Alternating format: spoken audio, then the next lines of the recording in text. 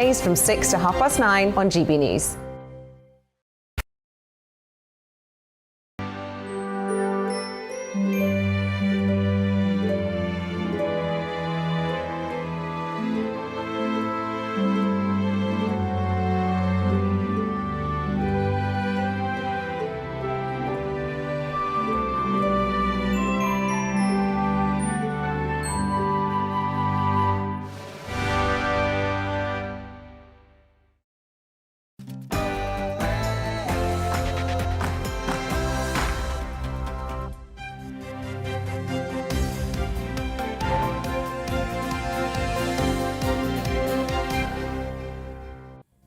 On radio and TV, it's just gone 6 o'clock, Tuesday the 25th of January.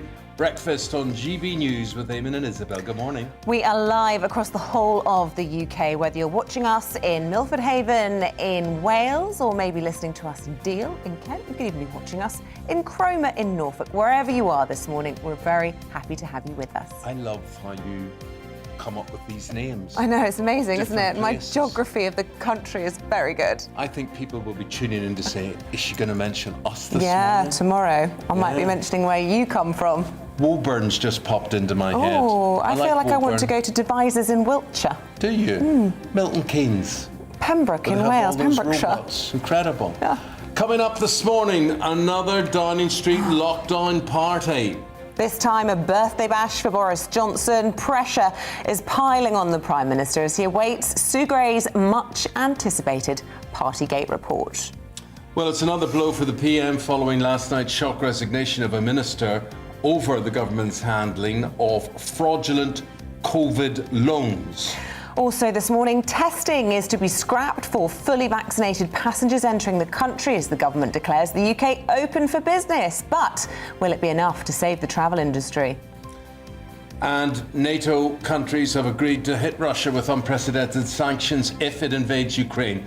We'll ask the former defense secretary if threats to stop Vladimir Putin is enough. So that'll be Portillo on the papers, and we'll hear what he has to say about all of this. You can join in any of our discussions by getting in touch. We'd love to hear from you. GB Views at gbnews.uk, or you can tweet at GB News.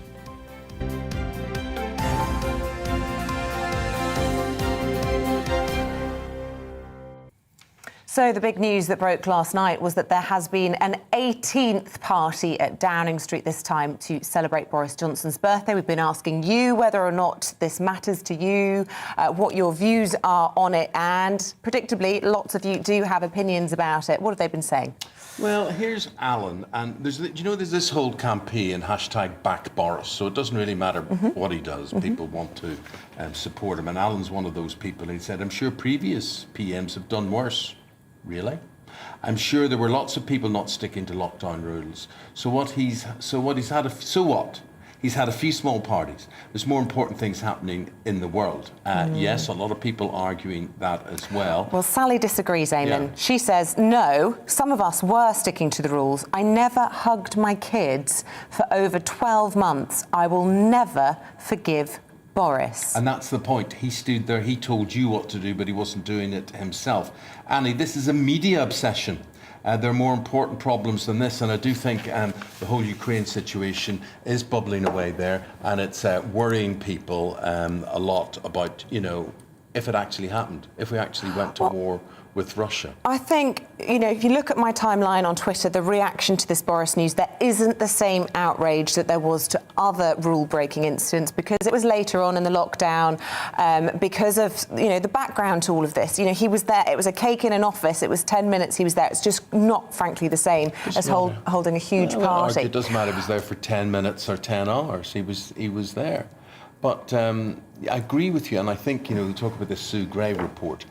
The longer there are more revelations, the longer there are more things for her to investigate, the more people think, oh, get on with it. Yeah. There are more important things. Well, there really are. And just last night, the Prime Minister had these crisis talks with NATO leader and the leaders of the European nations and, of course, President Biden. And the question is this a distraction? Is this distracting him and also the country? Do we really need a leadership election at this point? Let's go to Downing Street. Tom Harwood is there this morning. And Tom, Downing Street are not denying that this birthday party, however long, didn't take place.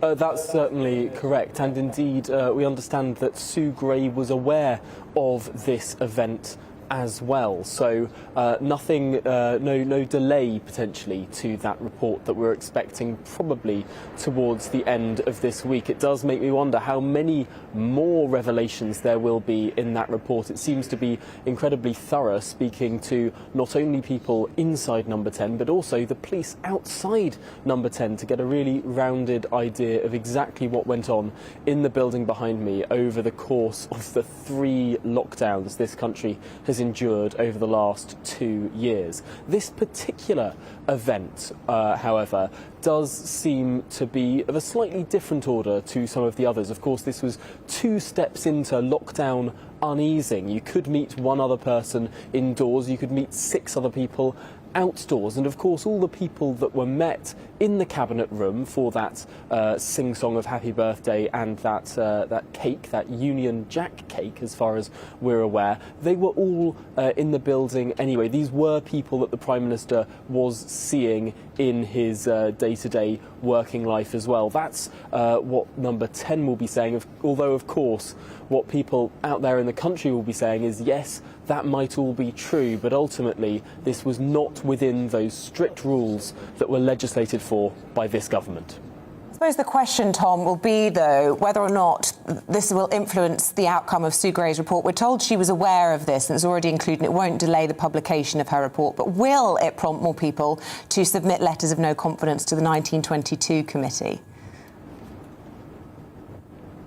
Well, we saw that 1 extra letter went in over the weekend. I think that we're not going to see a flood of letters this week. Really, there are so many MPs who want to wait to see the report, and I think the fact that this party will be included in that report will bolster their plans to wait and see that report, and then that becomes the moment of danger for the Prime Minister. Of course, we have seen that the Prime Minister over the last week and a half has had various moments of danger and of relative relief, but ultimately I think that still the balance of risk comes upon the publication of that report, upon the publication of all of the facts. If anything, rebel MPs who want to submit letters of no confidence would look premature to submit those before the time of the publication of that report. Tom, would you agree that the longer all of this drags on, the more revelations that there are,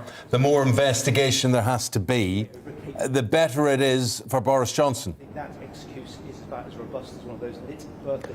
Well, certainly any extra time does buy chance, and that's really what Boris Johnson is hoping for now, that something comes along and is able to move the conversation on. I think it is worth remembering that at the start of January we saw a little bit of a tick up in the polls for the Conservative Party and for Boris Johnson. That was, of course, after the Allegra Stratton video leak, but when the conversation had moved on, talking about Omicron and other affairs. So potentially, if the Prime Minister can drag this on for a little bit longer, maybe the conversation will move on. However, the problem there does seem to be that the longer this is dragged on, the longer we wait for this report, bits of that report tend to eke out, and that of course just prolongs this story and increases the ire of the people of this country. So it's a double-edged sword there. Yes, of course, buying more time might be able to move that political agenda on. We're seeing what's happening in Ukraine, we're seeing what's happening with the cost of living. There are lots of other issues that people do desperately care about. However, dragging it on also just enables this drip of media leaks that are far more damaging than one report that has the potential in the eyes of Number 10 to cauterise this wound. Tom, thanks for putting us in the picture. Really appreciate that. We'll be crossing to Tom live throughout the programme today. And we're getting an understanding here of what makes you tick and what's motivating you, and the things that Tom mentioned there, the leaks annoying people a lot about Who's that. behind the leaks? Wow. I mean, some people suspect it could be Russia. Could well causing be. chaos behind the Yes. scenes here, distracting what's going on the border with Ukraine. You know, and there's certain other individuals which we couldn't possibly name, but I mean, people have their ideas. All we are is we're just reporting what goes on, but you will have your own opinion. There's this whole campaign, #BackBoris as well. But do you really think, people really think that we can't tackle the cost of living crisis, that we couldn't tackle Russia-Ukraine situation? There are so many things that you couldn't do without him. Really? Well, okay, if that's what you think, let us know. Here are the headlines. Let's have a look at those with the time at 10 minutes past 6. Russia is threatened with unprecedented package of sanctions if it invades Ukraine. It follows a virtual meeting between NATO and world leaders, including Boris Johnson and Joe Biden last night. Downing Street says diplomatic discussions are still the first priority. The former Brexit chief, Lord Frost, has joined a growing number of senior Conservatives calling for the planned national insurance hike to be axed. The cost of living set to increase, he told the Daily Mail the £12 billion increase in April is not necessary or justified. A man's been arrested on suspicion of murder after allegedly driving into an attacker who'd fatally stabbed a woman in West London. The 26-year-old was apparently trying to stop the attack. The woman, who'd been stabbed multiple times, died of her injuries. Ground rents are set to be abolished for most new long residential leaseholds in England and Wales. The Leasehold Reform Bill has passed through both Houses of Parliament. Communities Minister Eddie Hughes says it will make a real difference to thousands of people. The University of Oxford is looking for 6,000 patients to trial a new COVID antiviral drug. Molnupiravir is being tested on people aged 50 and over, with those with underlying health conditions which put them at higher risk.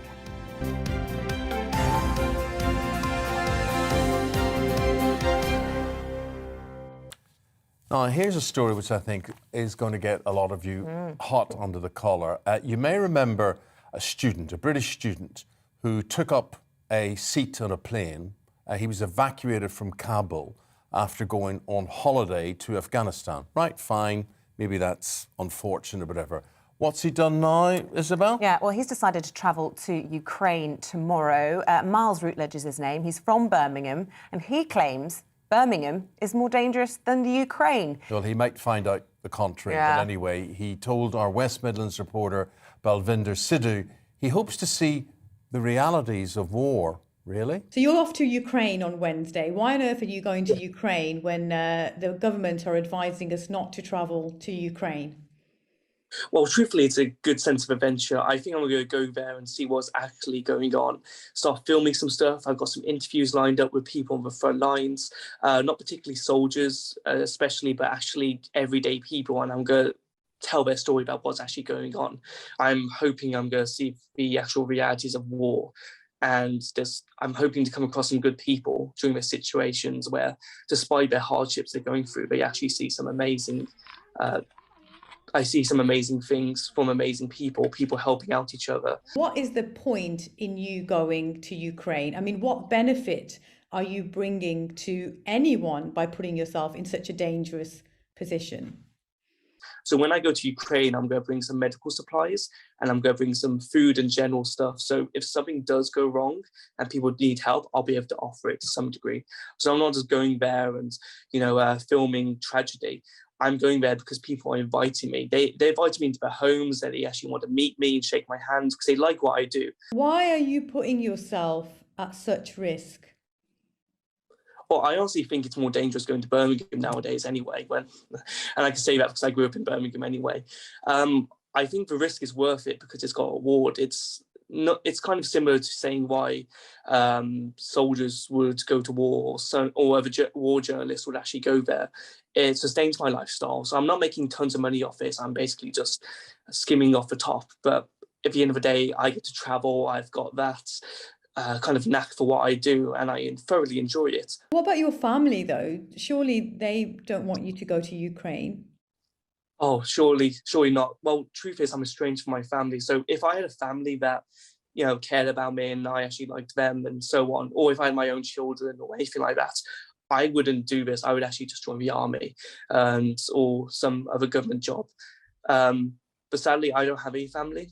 What would you say to those people who would say that you traveling to Ukraine right now is incredibly irresponsible? I know you're taking responsibility for your own safety, but there are people watching. They're going to say, why is he not following the government's advice? Why is he not just staying put and helping in another way? There's plenty of people who need charitable support in England. With people in Ukraine, they're going to be directly affected by war that they can't escape from factors they can't control. At least with the struggles in the UK, most people have food on the table and aren't hearing bullets flying overhead. So I think I've got to prioritise things globally anyway. Well, Balvinder, we're now going to you live to see what you think of Miles Routledge. I suppose you better be careful what you wish for. That's right, Eamonn. Good morning, Eamonn and Isabel. Yes, I mean, Miles is no ordinary student or young person. I mean, lots of young people like to travel in their gap year after they finish university. And, you might go interrailing around Europe. You might go to the Algarve or Magaluf, but not Miles. It was last summer when he Googled the 10 most top dangerous countries in the world to visit, and Afghanistan was at the top. He went there and then found himself caught up in the Taliban takeover and had to be evacuated. And of course, he was criticised, as you mentioned, quite heavily for taking up a valuable space on a plane that could have been used by someone who needed it more. But look, he hasn't stopped. He's since been to South Sudan. He's also been to Kazakhstan. And the young man, he says he feels that, he is making a difference. He says he's got 60,000 people following him on social media. He says he sees his role as a philanthropic sort of journalist, which is unfiltered. Wherever he goes, he says he documents what he can see. Any money he raises, he says he gives back to local people. He sort of sees himself as a one-man mission to help make a difference in the world. Naive, slightly insane. These are sort of the kind of things that might be going through people's minds when they hear this story. I mean, why would you travel to Ukraine when the country is potentially on the brink of war? Why is he putting himself at such risk? It's seen by many as completely irresponsible, but he believes that he's only putting himself in danger, and if anything happens, it'll happen to him. And he thinks he can use his cheeky, chappy personality to go out there and help the local people, and also document the side or the views of local Ukrainian people if war does take off over there. Really can't really. There's not a lot you can say. I mean, this is the world of Instagram gone mad. People doing this to try and get the ultimate selfie from the front line. I just think it could have a bit of a reality and hit. A bullet or a petrol bomb or an explosion is the same in Birmingham, Balham, Belgrade, the Balkans. Whatever it is, it's the same. And one day he will find that out. I just hope he doesn't take up another valuable seat in the plane for some evacuee. Thanks very much indeed, Balvinder. Really appreciate that. It's certainly a talking point today. What do you think of Mr. Routledge at GBNews? Get in touch and let us know.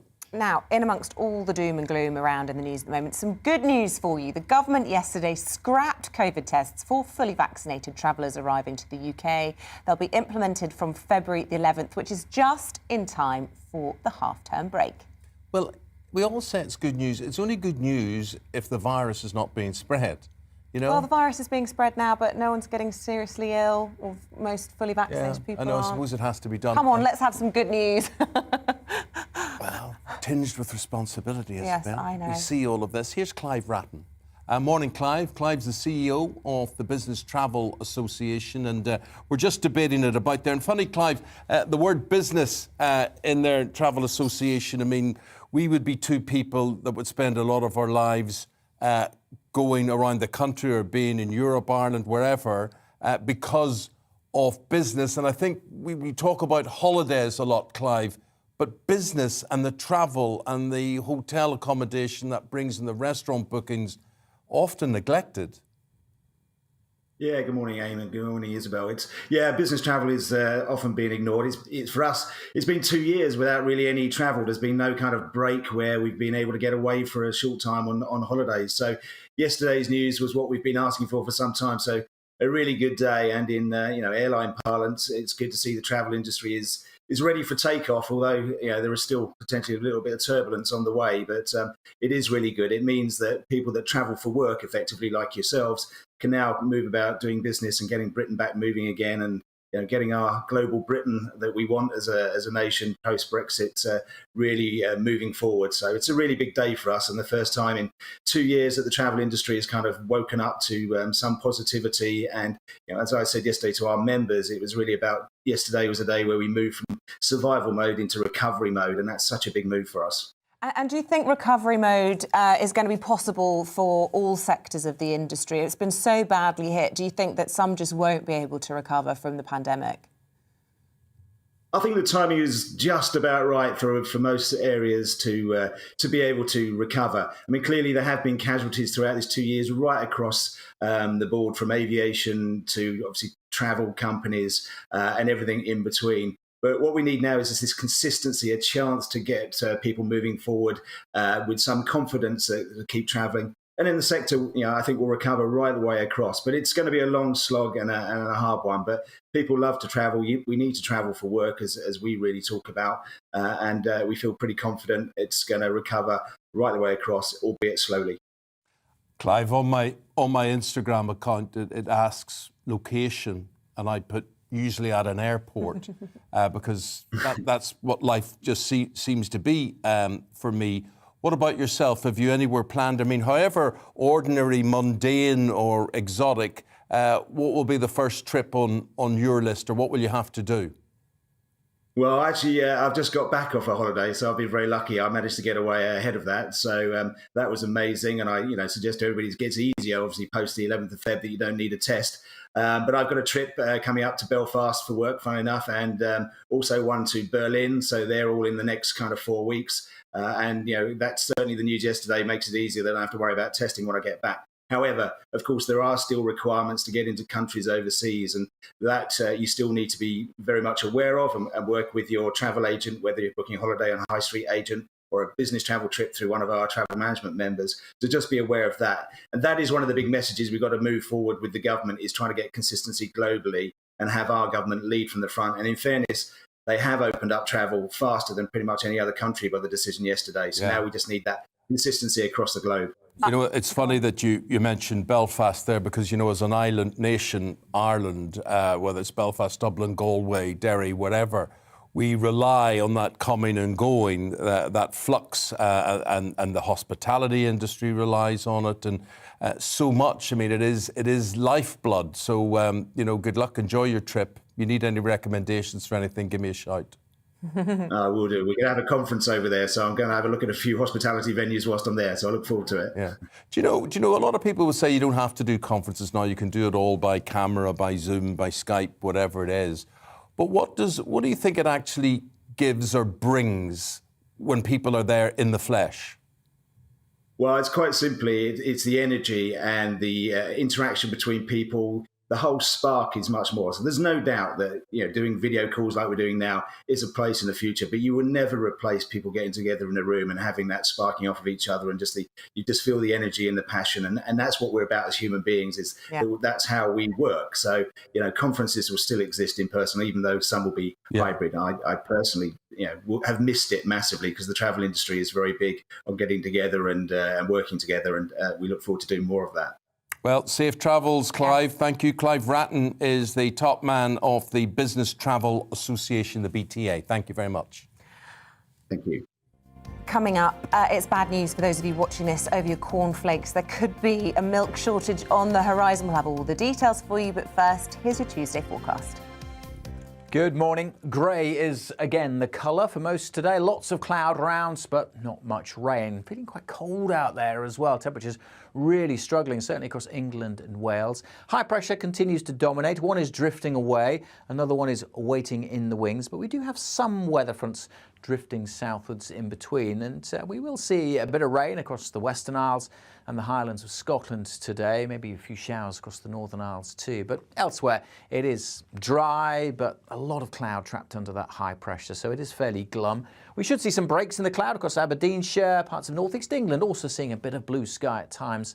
But as I say, for most, it's going to be grey. And feeling cold out there as well. Temperatures really struggling to get much above 2 or 3 degrees. 3 the high in Norwich, 4 in Manchester. But double figures in Aberdeenshire. If we see a bit of sunshine, we could reach 10 or 11 here. We will see a bit more of that rain just trickling south across northern Scotland this evening and maybe into the central belt. But bar a bit of drizzle, that's about it really. And elsewhere, it does stay dry and cloudy. The main exception again across the far north of Scotland, where there will be a few showers across Shetland and a fairly brisk wind.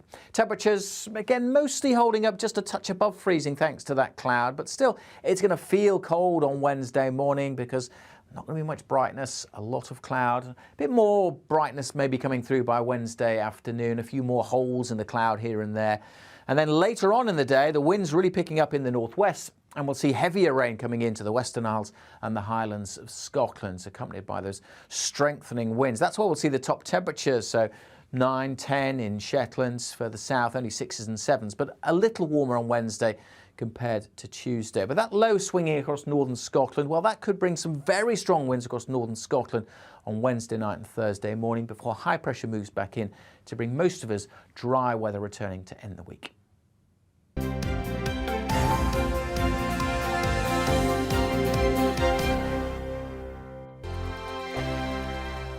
Hello there, I'm Eamonn. And I'm Isabel. And you're watching the GB News digital stream across the United Kingdom. And around the world. If you're here in the UK, you can also watch us on your TV screen. GB News is Freeview channel 236. On Sky, we're channel 515. 626 on Virgin Media. Just remember, you might need to retune your TV to watch the channel. Yeah, and if you are doing that, find out more about retuning by going to gbnews.uk. Join my show Farage, 7 p.m. till 8 p.m. Monday through Thursday. And there you will get opinion, analysis, debate, and I'll cover stories that nobody else dares to touch. And then for the last 15 minutes, talking pints. We're over a drink. We have a civilized conversation with someone. We very often disagree, but we do it in a grown-up way. Come and join me on Farage.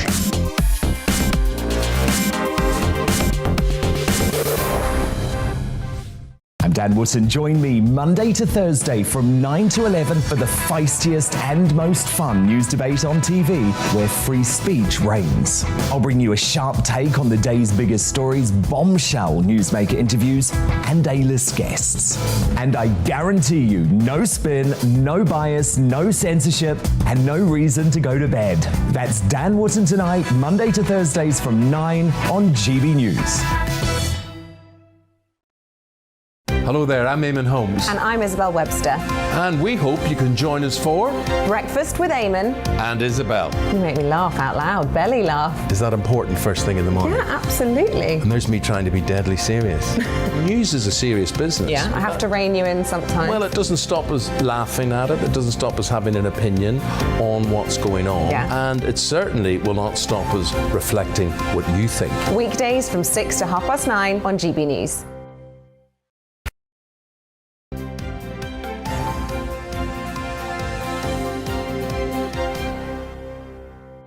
A big story here that affects most of us, and that is the price of a pint of milk, or whatever it's measured in these days. And farmers, if you're watching this today over your cereal, or you're having your tea or coffee or whatever it is, and there's milk in it, farmers are now warning that there may be a milk shortage. Yeah, and of course, tie that into the cost of living crisis. It means they're currently producing at a loss. Our North East of England reporter, Rachel Sweeney, has been to a farm in Northumberland where they have to diversify to survive. Farmers say milk has been a loss leader in our supermarkets for too long and that they need and deserve a fair price. At Morwick Farm in Northumberland, they say they'll have to cut back on the amount of milk they produce because they can't absorb the rising production costs. It comes down to fertiliser and feed. The cost to make ammonium nitrate fertiliser is rising because the cost of using natural gas is rising. the pressure on fertiliser suppliers is passed on to farmers. Farmers are predicting a shortage, and one industry expert says the supermarkets know it. One of the supermarkets has come out with this sniff the bottle test to sniff the produce. Now, this has never happened before. And this particular supermarket, Morrison's, has been a fantastic supporter of British farming, British agriculture. But I think maybe their suppliers are decreasing their milk. I think they're trying to stretch their measures out over a longer period of time. But I think that's the difference, is that I think we're now feeling these supermarkets are perhaps feeling the pinch that their own suppliers are cutting back on the production. So I think this is the reasons why supermarkets are going to maybe have to look at continuing supply and hopefully pay farmers more money to cover the costs. Well, Morrison says there are no shortages of fresh milk on our farms. They say milk is the third most wasted product in the UK, and removing use-by dates and replacing them with best-before dates aims to help reduce the amount going to waste in our homes. Farms like Morwick have had to diversify to survive. Milk is no longer enough to rely on. These calves are 3 weeks old. It will take 2 years to rear them, and then their milk will be made into ice cream within 24 hours. Dairy farmers say they're working on a 4p per litre loss, and that both milk and meat will be affected over the next 2 years unless they receive more money. If we go back to 2003 when we opened the ice cream parlour, we felt we needed to do something different just to make, because there wasn't much profit margin at the end of the day. So we introduced the Morwick Dairy ice cream as another avenue of income, and it has worked really well. We need to be over 40p a litre really to make a profit, so we've a little bit left for reinvestment. Whether it's ice cream parlours, visitor attractions or farm shops, for survival, it seems farmers need to include multi-business income streams within the agricultural sector. Rachel Sweeney, GB News, Northumberland. Rachel, thanks very much. You know, what goes on farms affects all of us, and we don't pay enough attention to it. Big business doesn't pay much attention to it. Supermarkets don't pay enough attention to it. Government certainly doesn't pay enough attention because there's not enough votes in it. But like all things, we will miss it when it's gone. Yeah, of course. What do we do? Here's a great idea. Mm-hmm. Let's give Vladimir Putin control of our milk production. Oh, he'd sort it out. Yeah, he does our gas as well, so you could just go to him one-stop shop. Yeah, we could just talk about birthday cakes all day long, and then we could just ignore what's going on in Ukraine or with the farms, and then everything would be... Who would think that would be a good idea? Oh, dear. But farmers, give them your support, give them your custom, and... It can't be right that it costs more to buy a bottle of water than it does a pint of milk. No, you're right there, Isabel. Right. It can't be right. Think of it. I think we have broken that connection as to where our food actually comes from. We just think it comes from a bottle or a packet or whatever. We don't realise all the work involved in the diversification that farmers have to do. And I speak as a former farming correspondent. And I have to say, there's something weird about me. I actually like the smell of manure. I do too. Do you? Yeah, I really do. I don't know why. And not all manure, horse manure, cow manure. Horse is the best, actually. Yeah. But to see pictures of calves with the sun shining on them, like in Rachel's VT there, there's nothing nicer. Yeah. It's tough work, though. Tough work, and our respect job to you, farmers. Yeah. We'll take a break there. After that, a look at what's going on in the newspapers. Michael Portillo and Nishi Hodson. Or is that Nikki? Nikki, yeah. Nikki, spelled Nishi, after this.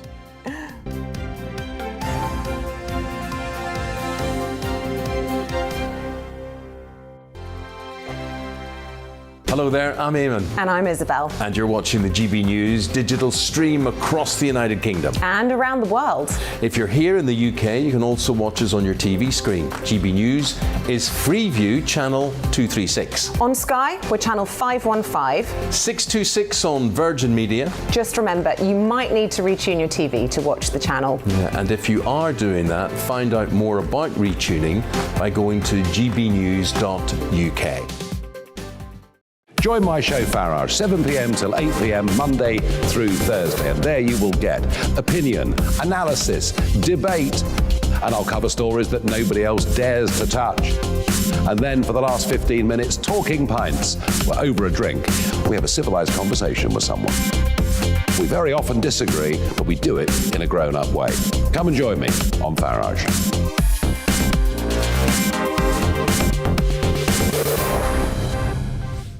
I'm Dan Wootton. Join me Monday to Thursday from 9 to 11 for the feistiest and most fun news debate on TV, where free speech reigns. I'll bring you a sharp take on the day's biggest stories, bombshell newsmaker interviews, and A-list guests.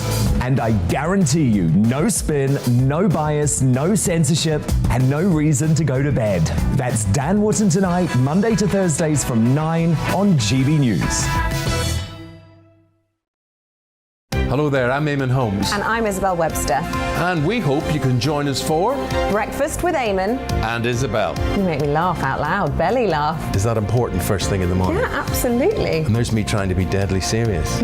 News is a serious business. Yeah, I have to rein you in sometimes. Well, it doesn't stop us laughing at it. It doesn't stop us having an opinion on what's going on. Yeah. And it certainly will not stop us reflecting what you think. Weekdays from 6 to 9:30 on GB News.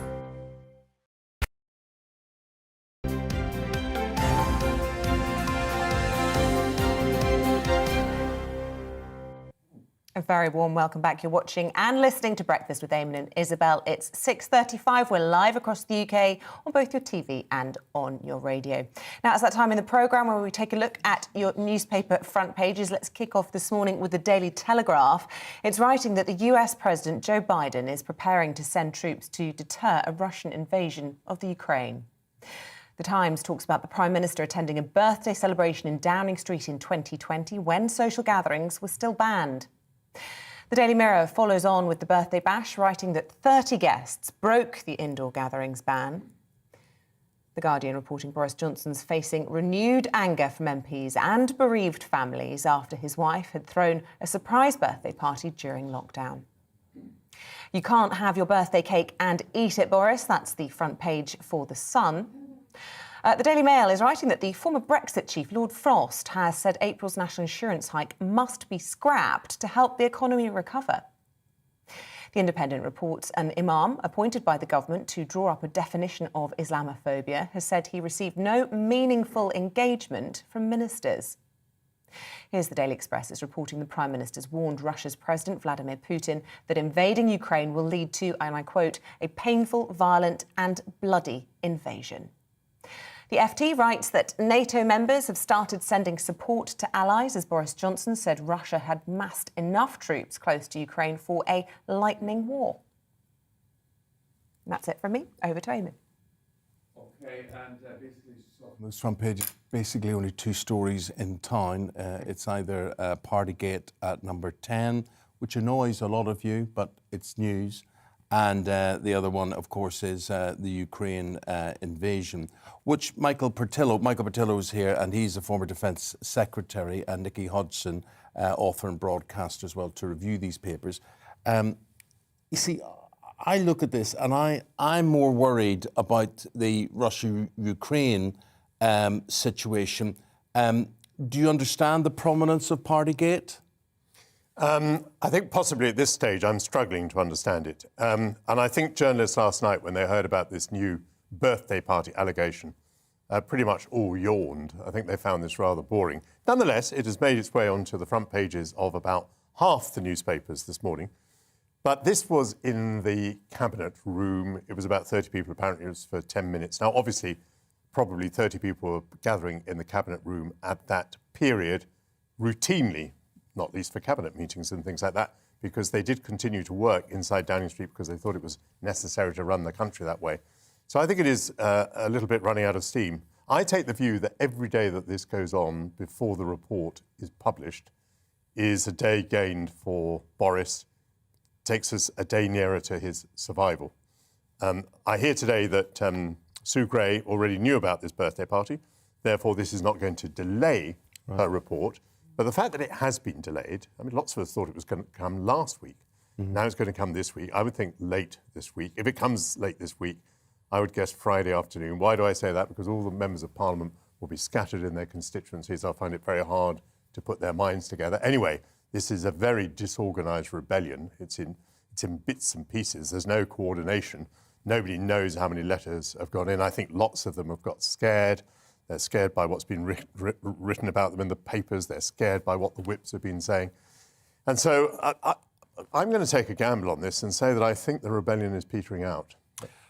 You talk about what's been written in the papers, and I think you've chosen, I think this is the Telegraph, you have a particularly poignant letter here. Now, this is a slightly different point. This is continuing to stick the boot into Boris a bit, because a lovely little girl, aged 7, called Josephine, wrote to him back in March 2020, right at the beginning of all of this. And she said, "Dear Prime Minister, I want to let you know that it's my birthday today, but I'm staying at home because you've asked us to.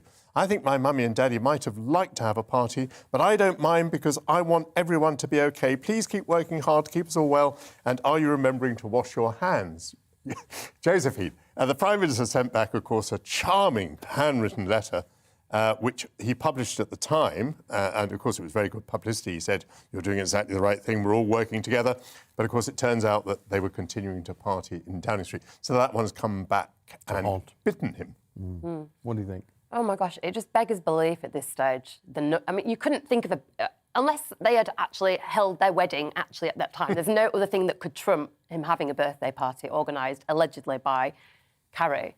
I think I completely understand what Michael is saying, actually, about journalists being bored of this story. And in terms of the rebellion, it's lost momentum because it's been staggered over so many weeks now, and it's been so piecemeal, and, you know, pork pie this, and then, you know, it hasn't got the momentum it needs to get rid of Boris. But it should have done, because he has lowered the standard that we expect from a leader with his continuous lying, deceitful behaviour, thinking it's one set of rules for him and another for everybody else. And we've become inured to it. We just kind of are like, oh, well, that's what he does. That's who he is. Yeah. And that is very dangerous. There are a lot of people who will be watching you this morning, and they'll be saying, why are these guys talking about this? They want this to go away, and they actually don't see it as important. You're pointing out, to be the Prime Minister, you should also have some sort of moral fibre or leadership or set example. Absolutely, because if he's lying about this, what else is he lying about? It's really straightforward. If you don't have contrition for these kinds of things, then where does the book end? That's the problem here. And I think people have to really think deeply about what kind of leader they want, what kind of leader they trust. It isn't as simple as someone sorting out energy prices or food prices. It's about someone setting guidance, because their behaviour affects the behaviour of their parliament, affects the behaviour of their ministers. Yeah. It's the beginning of... this is how corruption seeps in, you know? There's another theory that no one else can deal with the fuel crisis, that no one else can deal with all the other problems that we're facing except Boris, which is nonsense, really, isn't it? Well, I suppose what people mean is no one else wants to deal with it, so no one wants to replace him until all these price rises have come in, and possibly tax rises. Is it time to talk about the tax rise? Yeah. Let's do that then, because front page of the Mail here. Front page of the Mail. Lord Frost, who was very frosty about this. And he was until very recently the Brexit minister, until he left the cabinet, complaining about the government's policies in general, which he regarded as unconservative in all sorts of ways. And he says the national insurance increase coming in April should not be introduced. Just to remind you, it's probably going to cost about £250 for someone on £30,000 a year, about £500 a year for someone on £50,000 of income a year. And on top of that, by the way, the employers have to pay extra national insurance, which could mean that they raise prices even more than they would otherwise have raised them. Now, you might say Lord Frost, having just left the cabinet, is being very rebellious in saying that the national insurance increase should not be increased. But you would be wrong, because you can't get now any member of the cabinet to tell you that this increase is going to be introduced on time, including the Prime Minister, who was asked 8 times yesterday on a rival channel whether it was going to be introduced on time, and he absolutely refused to answer the question. I heard ministers yesterday being evasive about it. Chief Secretary of the Treasury wouldn't give a clear answer. So, if you want a tip for the future, this national insurance increase is not going to be introduced in April, because the government just thinks there are too many things going up. Why doesn't he say that? He hasn't made his mind up yet. Well, he's got to allow Rishi Sunak to say it. Oh, right. And Rishi Sunak has got to say it in a way that the markets will regard as responsible. So Rishi's got to be able to say, I'm not doing this, but I'm doing this. Unhelpfully or helpfully, whichever way you look at it, the Institute for Fiscal Study is a very respectable, very respected think tank. Says it's perfectly all right to delay the increase. There's plenty of headroom, they say. I think what they really mean is the government's borrowing so much already. Another few billion doesn't make much difference. Well, let me ask you this, because I think there's this misconception about national insurance. You will know. People think, well, if I have to pay it, at least it's going to the National Health Service or whatever. Not necessarily so. Where does it go? Well, it's just another income tax, isn't it? Well, by and large, that has been true, that what's raised in taxation goes here, there and everywhere, wherever it's meant to go. But in the particular case of this particular rise, the government was promising to hypothecate it. That is the word. It's just come back to me. In other words, to say this money is for a particular purpose. And the government did say when it introduced this national insurance increase, announced it rather than introduced it, that it would be specifically for the National Health Service and for social care. On the social care side, by the way, they were trying to solve a problem that's been with us for decades. My view would be it's been with us for so many decades, leave it alone. Not do anything about it? About the social care bit, I would not do anything about it. See, social care scares me. It scares me as we get older and who's going to look after us. Maybe I'm thinking about myself at this. Well, I care about it too, but I'm ready to sell my house. That's what my house is there for, to be sold, to take care of me. And you're very lucky that you have one, Michael, because there's loads of people that couldn't do that. I know, but that's already built into the system. The people who are worst off are not in danger because their care costs are paid for. What the national insurance increase is for is to help middle-class people who were counting on leaving their homes to their children. Or rather, it's there to help the children. I'm talking about people in their 60s, probably, who have counted on inheriting houses from their parents. They're the people who are threatened. The national insurance increase is not there to help the poorest in society. It's there to help the middle classes. It's a massive extension of the welfare state. Interesting. And very educational today. We've had two great words. We've had hypothecate and contrition. I think this is getting like countdown. Very good. Nikki, you're going now. Let's talk about the whole Ukrainian situation. Michael, of course, a former Defence Secretary, with a view on all of this as well. Are you scared about this? Yes, I am. I'm agitated, probably is the best way of putting it. You know, there are 100,000 Russian troops at the border of Ukraine, and while ever the Kremlin says, you know, we're not going to invade, everything they're doing suggests otherwise. And the problem that we've got at the minute is that the EU, Britain and America are not acting in a cohesive way. And that is fracturing our power. Well, I'm reading this headline from the Metro. NATO jets ready to scramble. NATO's ordered warplanes and battleships to Eastern Europe as Boris Johnson accused Russia of planning a lightning war on Ukraine. And the last time I heard phraseology like that was blitzkrieg and Hitler. That's what blitzkrieg meant as well, that lightning war. Oh, lightning war, yes. There is an idea, this was intelligence that was released yesterday by Boris Johnson, that they're going to make a dash for Kiev and seize the capital of Ukraine. I'm going to stick my neck out for a second time this morning and say that I don't think there will be an invasion. It looks to me far too complicated from the Russian point of view. Our response would not be to send in jets or troops or anything like that. Our response would be to finance and support and equip the opposition in Ukraine. Ukraine is a very big country. It is the second largest country in Europe after Russia. It's huge. I've crossed it by train. It takes a long time. These people are going to resist.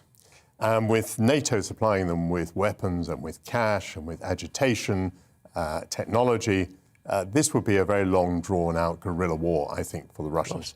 It's fascinating just listening to you talk about that, because I have been lucky enough to visit Kiev, to be in and film Kiev. And basically, you could be in Budapest, you could be in parts of Paris, I'm sure as well. But may I make another point about Kiev? You saw all those lovely churches. Yes. Kiev is vastly older than Moscow. Kiev is regarded by many Russians as the heart of Russia. It is the Jerusalem of Russia. It is the religious centre of Russia. Those buildings, those religious buildings you saw in Kiev, they are the most important religious buildings for religious Russian people. They are absolutely part of their heritage. Now, I'm not for a moment defending Russia's position on this. I do not accept a Russian sphere of influence. I'm just asking you to understand that in the mind of Putin and many Russians, what there is in Kiev is absolutely central to Russian identity. Kiev was a beautiful, vast city when Moscow was a village. Gosh. There you go. Does it lessen? Does that? Have you ever visited? Have you ever? Do you know anything Not to about Kiev. it? I've been to Moscow, but not Kiev. Yeah. But none of this, I suppose, when you get there and the ordinariness, the other thing that struck me were these massive proletariat, these statues and things of the worker, the working person there as well. So it's communist. You can see that it's communist, but at the end of the day, they'll still have the same supermarkets and malls and cafes and things that we would have here. Well, increasingly. But I mean, you know, I think the issue with this story, I think what people need to pay attention to is the fact that Putin doesn't seem to be controllable in any way. Yeah. That he's lawless by our rules, and he's not afraid to antagonise. And, you know, from a European perspective, from a Western perspective, we have to join together in a united front against him. And at the minute, you know, America's saying one thing, we're sitting on the fence a little bit. Germany is saying there's not going to be any fighting. The head of the Navy resigned at the weekend and said, no, nothing's going to happen. And, you know, if it gets bad, then we'll just kind of cut the pipe, the Nord Stream 2, the gas pipe. But because we've got this, there's all these... Putin is taking advantage of the fact that we are not clubbing together on what we should do against him. And he wants us to fracture, because that's to his benefit in terms of the balance of power. Is that the way you'd see it? I think he's achieved quite a lot already, Putin. He's put himself at the centre of world events. He's aroused interest in the West. He's even aroused quite a lot of sympathy. You get people coming on programmes like this who talk about, you know, Russian sensitivities and that NATO's overstepped the mark. He's made Biden look like a complete idiot. He's split the European Union from the United States. He's made Germany look pathetic. France, of course, just wants to have a different policy from the United States. So he's already achieved a great deal. And by the way, he won't be the only one looking at all of this.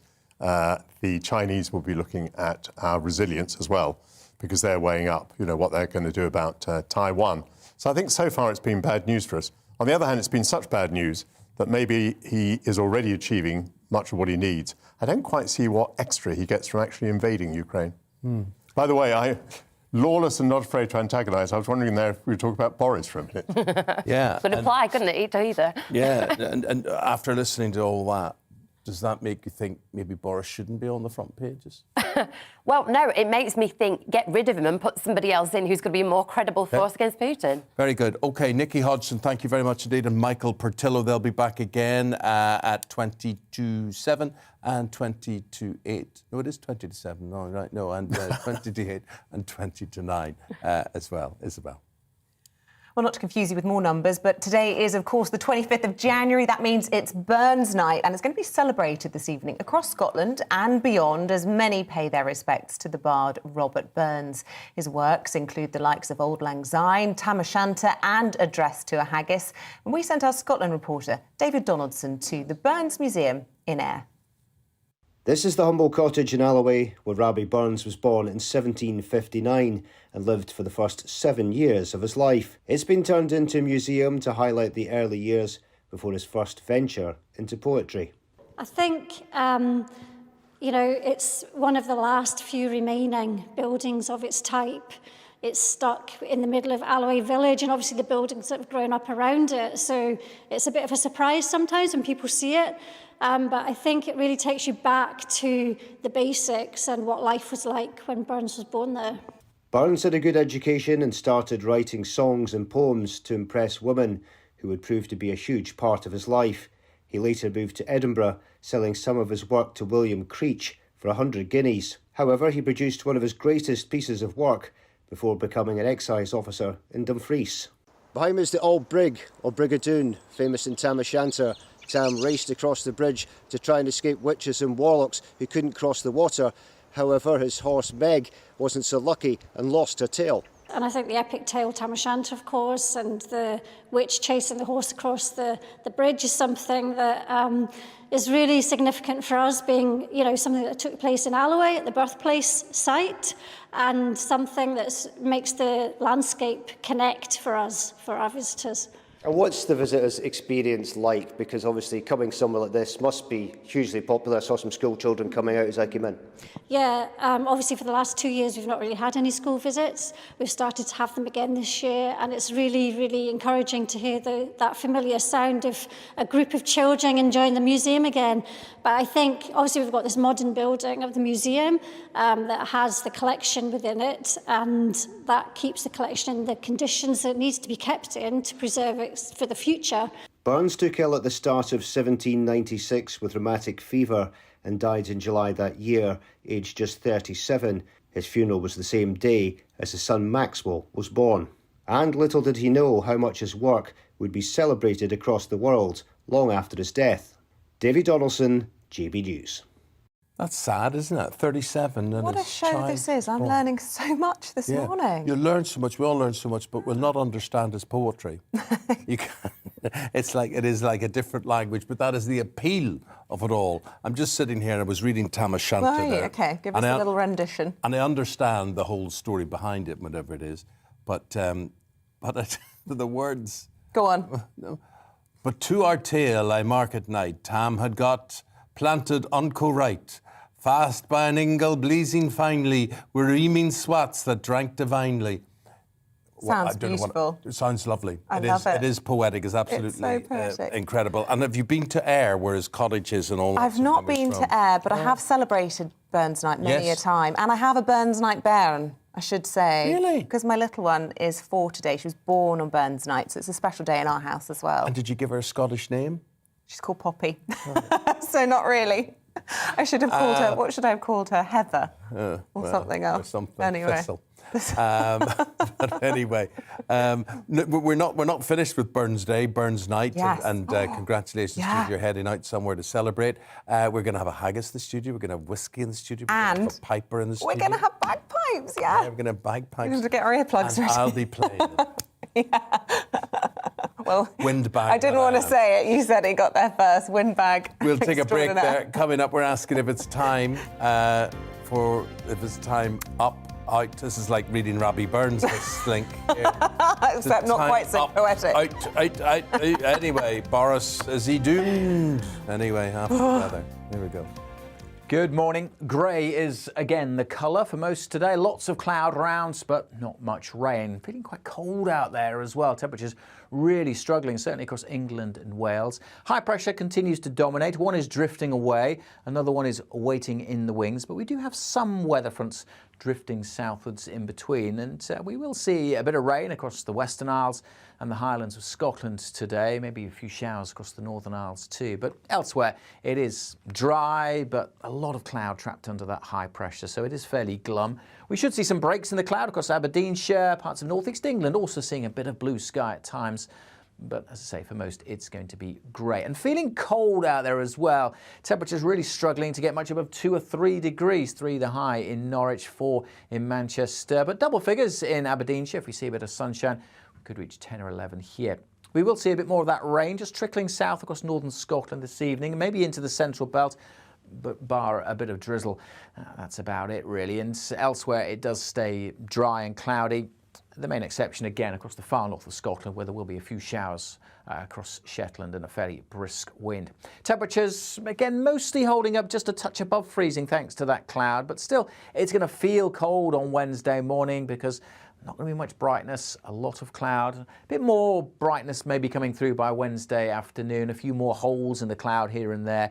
And then later on in the day, the wind's really picking up in the northwest, and we'll see heavier rain coming into the Western Isles and the Highlands of Scotland, accompanied by those strengthening winds. That's where we'll see the top temperatures, so 9, 10 in Shetland, further south, only 6s and 7s, but a little warmer on Wednesday compared to Tuesday. But that low swinging across northern Scotland, well, that could bring some very strong winds across northern Scotland on Wednesday night and Thursday morning before high pressure moves back in to bring most of us dry weather returning to end the week.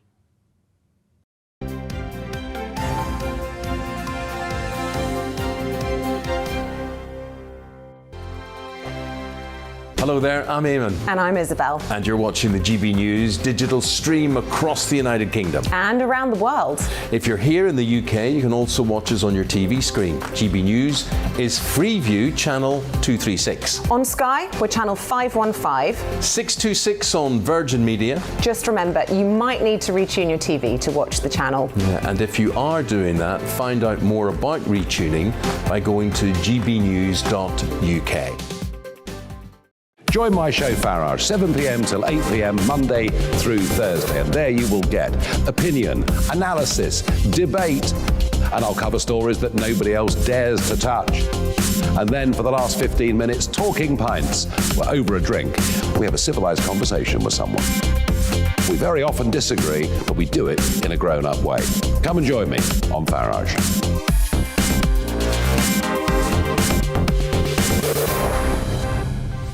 I'm Dan Wootton. Join me Monday to Thursday from 9 to 11 for the feistiest and most fun news debate on TV, where free speech reigns. I'll bring you a sharp take on the day's biggest stories, bombshell newsmaker interviews, and A-list guests.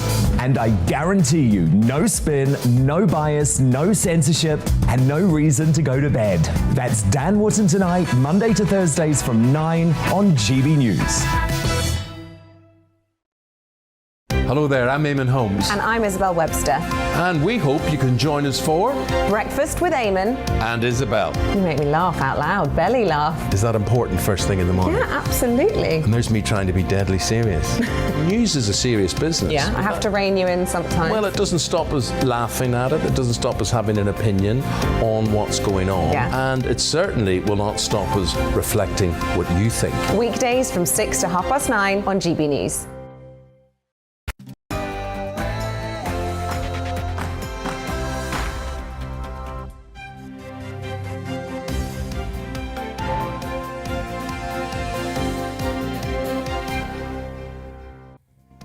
Seven o'clock is the time. Good morning to you. It's Tuesday the 25th of January. You're watching and listening to Breakfast on GB News with Eamonn and Isabel. We are live across the whole of the UK on both your TV and on your radio. So whether you're watching us from Barry in Wales or in Kenilworth in England, or you could even be watching us in Aberfeldy See, you're at in it again. Scotland. You're at it again. I am. It's my favourite part of the morning menu. Carlisle. Just don't put me on the spot. Tamworth. Woking in Surrey. Oh, You never nice. know Yes. where people could be listening. Good. We've got lots for you this morning. Our top story, another Downing Street lockdown party, this time a birthday bash for Boris Johnson. Pressure piling on the Prime Minister as he awaits Sue Gray's much anticipated Partygate report. This, of course, another blow for the Prime Minister following last night's shock resignation of the Minister over the government's handling of fraudulent COVID loans. And also tackling Russian aggression. Yeah, NATO countries have agreed to hit Russia with unprecedented sanctions if it invades Ukraine. We'll have all the latest on that for you. And today we will be celebrating Burns Night with our Scotland reporter Davy Donaldson, who pays his respects to the bard, Robert Burns. So do get in touch this morning. You can get involved in all of our discussions by emailing gbnews@gbnews.uk. Do you want me to read any more Tam O'Shanter? At GB News, in just one second. Do you think it would? The truth found on us Tam O'Shanter is he frae air, a night did canter. It sounds like Dad's army.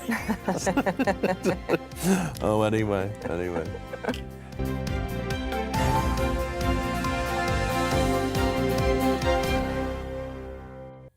Which reminds me, did I ever tell you the story about the old empty barn? Did I? No. The old empty barn. You know why they called it the old empty barn? No, but keep saying it. It's There music. was nothing in it. There you are. That was a joke from Is that Dad's it? Army. That was it. Yeah.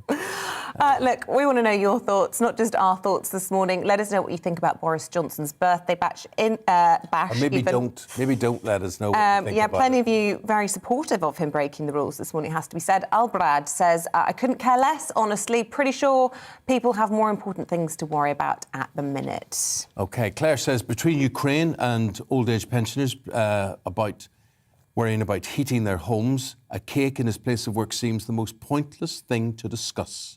And Daniel says, happy birthday to Boris. So Well, there you go. It's a long time ago. Downing Street has, though, admitted that there was a gathering. Let's now go to Tom Harwood, our political correspondent, who's outside Downing Street, and he will tell us just how this plays out. I mean, it is making headlines, but sort of get the impression it's maybe losing traction with the general public, and therefore the longer it plays out, the more advantageous it is to the Prime Minister, Tom. Well, there are two sides of that coin. I suppose the first half of that is that, yes, any delay to the culmination of this story does buy time for the Prime Minister. It allows other issues to potentially bubble up to the fore, and we saw actually at the start of this year, in the first week of January, when other issues started to take precedence above Partygate, although we haven't heard quite so many party stories by that point, Boris had actually started to tick back up in the polls. The gap between Labour closed from double digits to just 4 points. However, of course, the next week it came crashing back down again. And I think that the other side of that coin is, of course, the longer this drags on, the more that these stories drip out one by one, the more this is at the forefront of people's minds, and potentially that increases rather than decreases ire and increases pressure, because of course when we need to talk about these stories, we're thinking about what MPs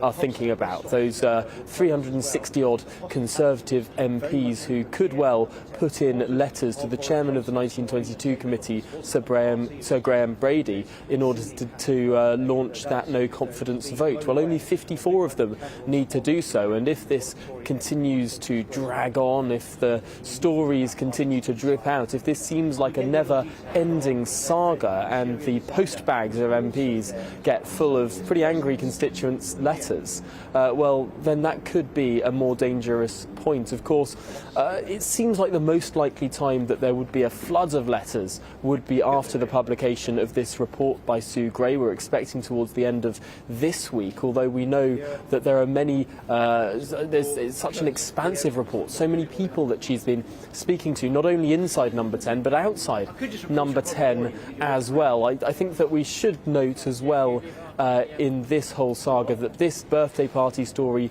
was being investigated by Sue Gray. She was aware of this story. So to some extent what we're seeing now is everything that Sue Gray is investigating dripping out before the publication of that report. Worry, I suppose, Tom, about all of this is, you know, to be a fly on the wall inside Downing Street last night, you would have seen the Prime Minister trying to deal with an international crisis, taking calls from the President of the United States, speaking to leaders across Europe, the head of NATO, but all the while having to deal with this domestic chaos, which is taking his eye off the ball. And the question is whether or not a leadership contest at this time could actually be harmful to national interest. Oh, well, who's leaking all of this? I mean, this is 2 years old. Absolutely. This is a very tricky time. Of course, there are so many other issues that a Prime Minister should be focused on. We know that the cost of living is soaring. We have the highest inflation in 30 years. There's 100,000 troops on the Ukrainian border, Russian troops, that is. We're sending anti-tank missiles to Ukraine and training Ukrainian armed forces. There are so many stories in the world that you'd think that the Prime Minister's attention should be on. However, you're also right. If this country is plunged into a no-confidence vote and a leadership contest, does that mean that there's more time to focus on those issues or less? It seems like there's a bit of a catch-22 here, perhaps, and ultimately what the Prime Minister wants to do is try and move the conversation on, and it does seem that we've just had so many of these stories dripping out, of course dripping out because of this Sue Gray inquiry, more likely than not. I suppose the reason that these stories are all coming about now is exactly because they are being investigated by Sue Gray. I suppose the big hope is that this comprehensive report will be utterly comprehensive, will weed out all of these stories, and once this report is out in the public domain and published as Number 10 has promised to do, once that is public, then hopefully these stories stop continuing to drip, because potentially the most damaging aspect of this isn't the one story here or the one story there, some of which I'm sure that you could explain these were people who were working in the same building, in the same rooms in many cases anyway. To some extent, does it really matter epidemiologically if they have a cake or if they're just sitting with paper? But ultimately, the fact that these stories are dripping out so regularly, that's the damaging aspect. The hope is that this report will put an end to all of these stories, and the Prime Minister has promised to come to the House of Commons once this report is published and have a long session there answering all of the questions. That's the hope of Number 10, that draws a line under it. Whether or not Conservative MPs feel that way, that's an open question. Yeah, remains to be seen. Good stuff, Tom. Thank you. You know, there's a story I want to talk about now, which is not getting much coverage at all, and it took place in Maidavale, West London, 24 hours ago. Yeah, really shocking story. On the school run. So parents dropping their kids off to school, and a man grabs a woman, one of these parents, and stabs her 4 or 5 times, right? Apparently they knew each other. But here's the thing. A bystander trying to stop this takes his car and runs into the assailant, the attacker. The woman dies from her stab wounds, but the car also hit her. But it opens up one of those moral dilemmas, doesn't it? I mean, who is right, who's wrong? This man... Because the guy's been arrested on suspicion of murder or attempted murder. He's been questioned on suspicion of murder without all of this. Should this sort of not be the sort of guy that we hold up as a hero and say, well done for stepping in with all of this? Is it a risk of vigilantism? And, you know, if we all intervene in those sorts of things, does it create chaos, or is he a hero? Personally, I mean, I don't know the details, and obviously the case is active, so I'd need to be careful, but it sounds on the face of it as though he's trying to do the right thing. Yeah. Hopefully the authorities will be able to establish the facts of what happened there. Gosh, really scary situation. It'll be included in our headlines now as we explain these. We begin, though, with Russia, which has been warned that it will be hit with an unprecedented package of sanctions if it does invade Ukraine. Now, this follows a virtual meeting between NATO and world leaders, including Boris Johnson and Joe Biden, last night. Downing Street says diplomatic discussions are still the first priority. This story Eamonn was just referring to, a man's been arrested on suspicion of murder after allegedly driving into an attacker who'd fatally stabbed a woman in West London. The 26-year-old was apparently trying to stop the attack. The woman, who'd been stabbed multiple times, died of her injuries.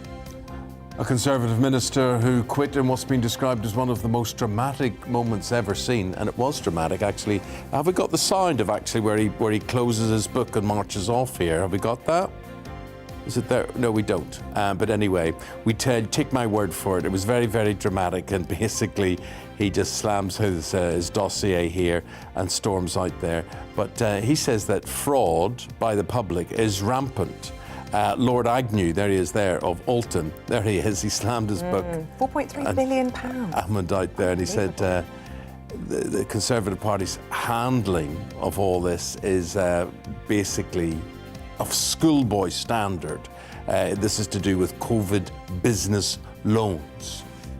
Yeah, so that was the most recent resignation, but the other spectacular resignation of recent weeks was the former Brexit chief, Lord Frost. He's now lended his voice to a growing number of senior Conservatives calling for the national insurance hike planned for April to be axed. With the cost of living set to increase, he's done an op-ed with the Daily Mail today saying the £12 billion increase in April is not necessary or justified. Ground rents are set to be abolished for most new long residential leaseholds in England and Wales. The Leasehold Reform Bill has passed through both Houses of Parliament. Communities Minister Eddie Hughes says it will make a real difference to thousands of people. NHS dental patients in England will soon be able to get an appointment during the weekend and into the night. More than 350,000 additional appointments will be made available over the coming months to tackle the backlog caused by the pandemic. OK, additional appointments. What about additional dentists? Have they got the staff for that one? University of Oxford's looking for 6,000 patients to trial a new COVID antiviral drug.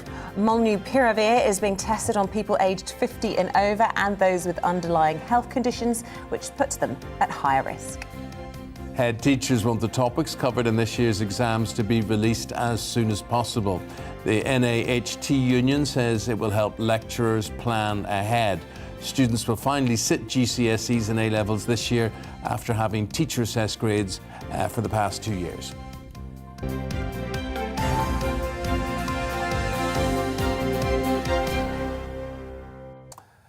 We return to our top story, and this is Boris Johnson. Fresh lockdown party investigations. It just seems to be party. Yeah, this is actually number 18 that's come to light. And the question this morning is whether the party could be over for the Prime Minister. Let's bring in Ben Harris-Quinney. He's chairman of the world's oldest Conservative think tank, the Bow Group. A very good morning to you. Look, Eamonn and I are sensing, at least from our email inbox and from general public views on Twitter, that there isn't the same outrage at this. Have we become fatigued by Partygate, or do we think that this isn't quite as bad as some of the other transgressions he's been accused of?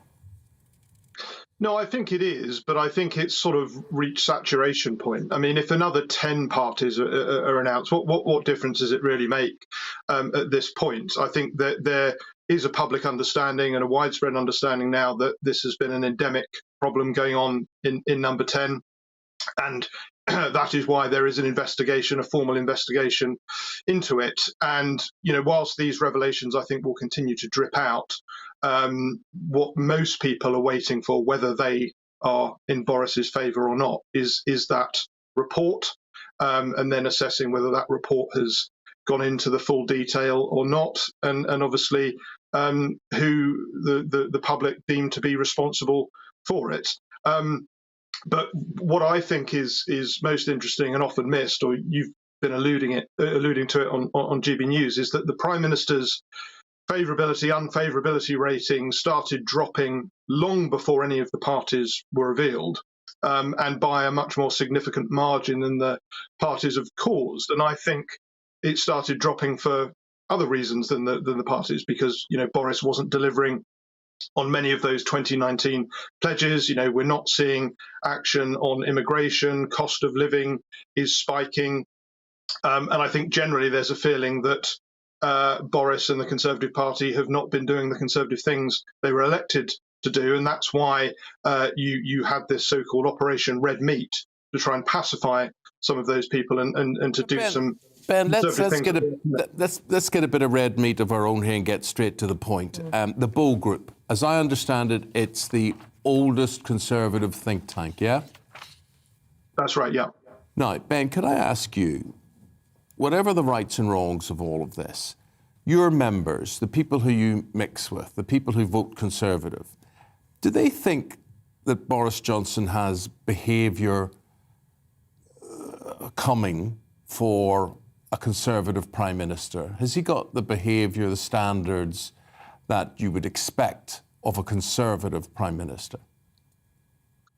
The short answer to that is no. I think people are very angry, but the question that I most often hear asked in small c Conservative circles is, it's one thing for Boris to consider his own position, and he knows better than anyone, better than Sue Gray, what his actions have been and what's been going on in Downing Street, and whether his position is tenable as a result. But in terms of forcing his hand externally, what most small c Conservatives are saying is, well, yes, you can remove Boris Johnson as Prime Minister, but there's no point doing that if he's merely replaced by a Liz Truss, because I think this all speaks to a deeper problem in the Conservative Party.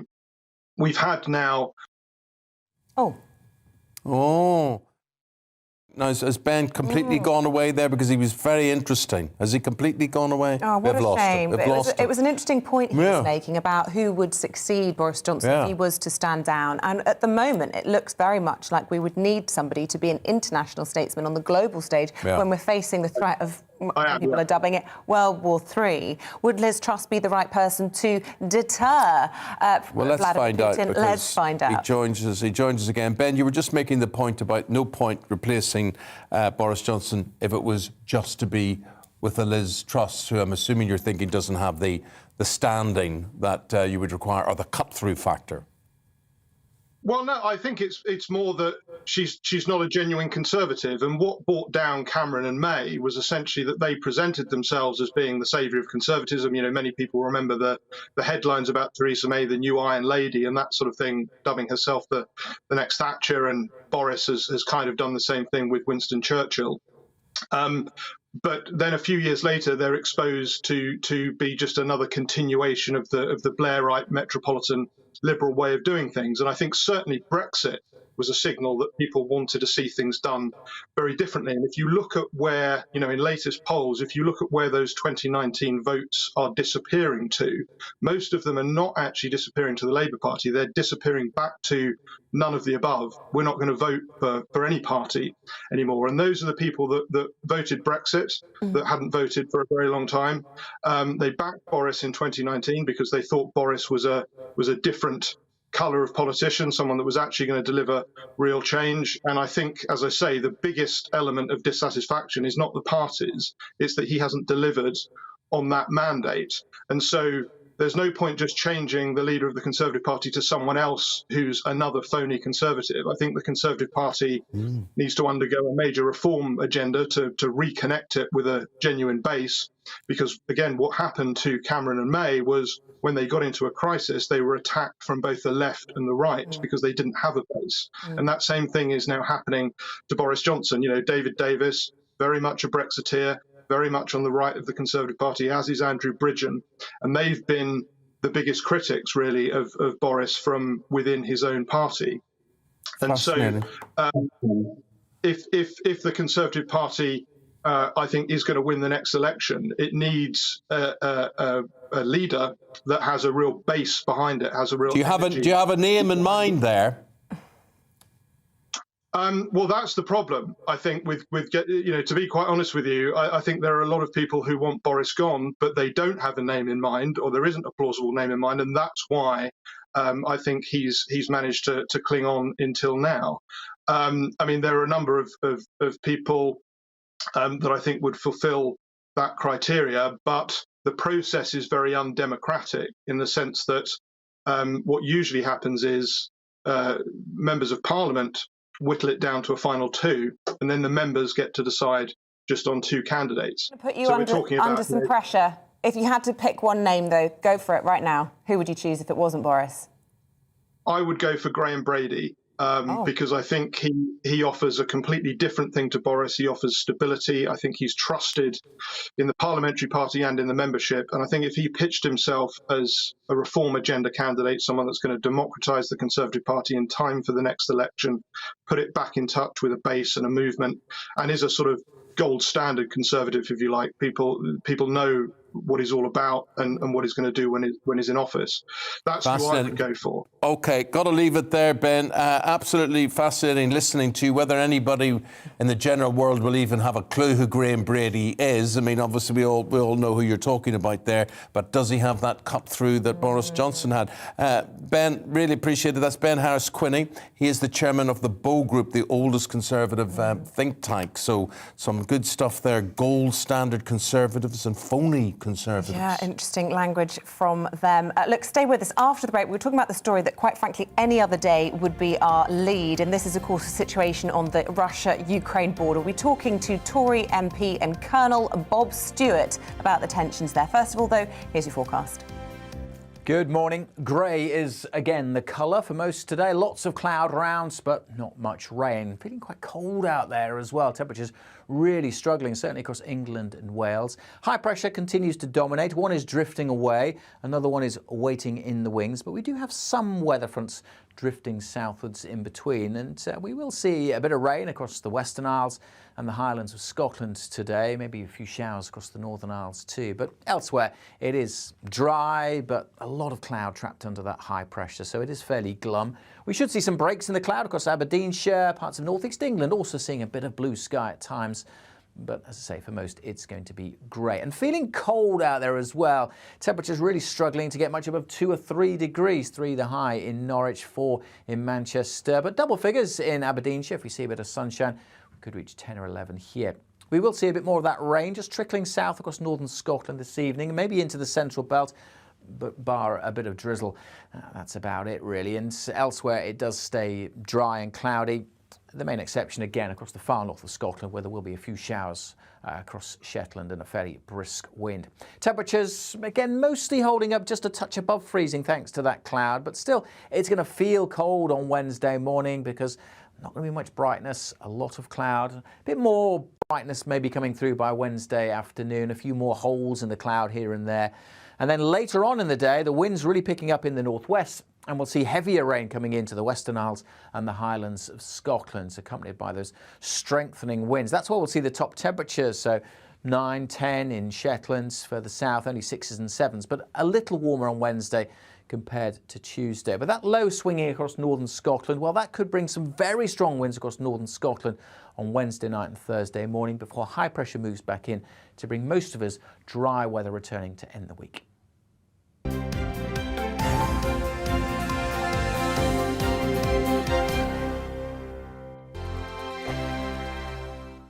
Hello there, I'm Eamonn. And I'm Isabel. And you're watching the GB News digital stream across the United Kingdom. And around the world. If you're here in the UK, you can also watch us on your TV screen. GB News is Freeview channel 236. On Sky, we're channel 515. 626 on Virgin Media. Just remember, you might need to retune your TV to watch the channel. Yeah, and if you are doing that, find out more about retuning by going to gbnews.uk. Join my show Farage, 7 p.m. till 8 p.m. Monday through Thursday. And there you will get opinion, analysis, debate, and I'll cover stories that nobody else dares to touch. And then for the last 15 minutes, talking pints. We're over a drink. We have a civilized conversation with someone.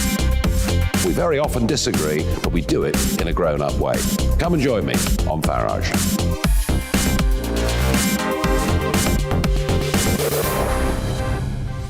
I'm Dan Wootton. Join me Monday to Thursday from 9 to 11 for the feistiest and most fun news debate on TV, where free speech reigns. I'll bring you a sharp take on the day's biggest stories, bombshell newsmaker interviews, and A-list guests. And I guarantee you, no spin, no bias, no censorship, and no reason to go to bed. That's Dan Wootton Tonight, Monday to Thursdays from 9 on GB News. Hello there, I'm Eamonn Holmes. And I'm Isabel Webster. And we hope you can join us for Breakfast with Eamonn and Isabel. You make me laugh out loud, belly laugh. Is that important first thing in the morning? Yeah, absolutely. And there's me trying to be deadly serious. News is a serious business. Yeah, I have to rein you in sometimes. Well, it doesn't stop us laughing at it. It doesn't stop us having an opinion on what's going on. Yeah. And it certainly will not stop us reflecting what you think. Weekdays from 6 to 9:30 on GB News.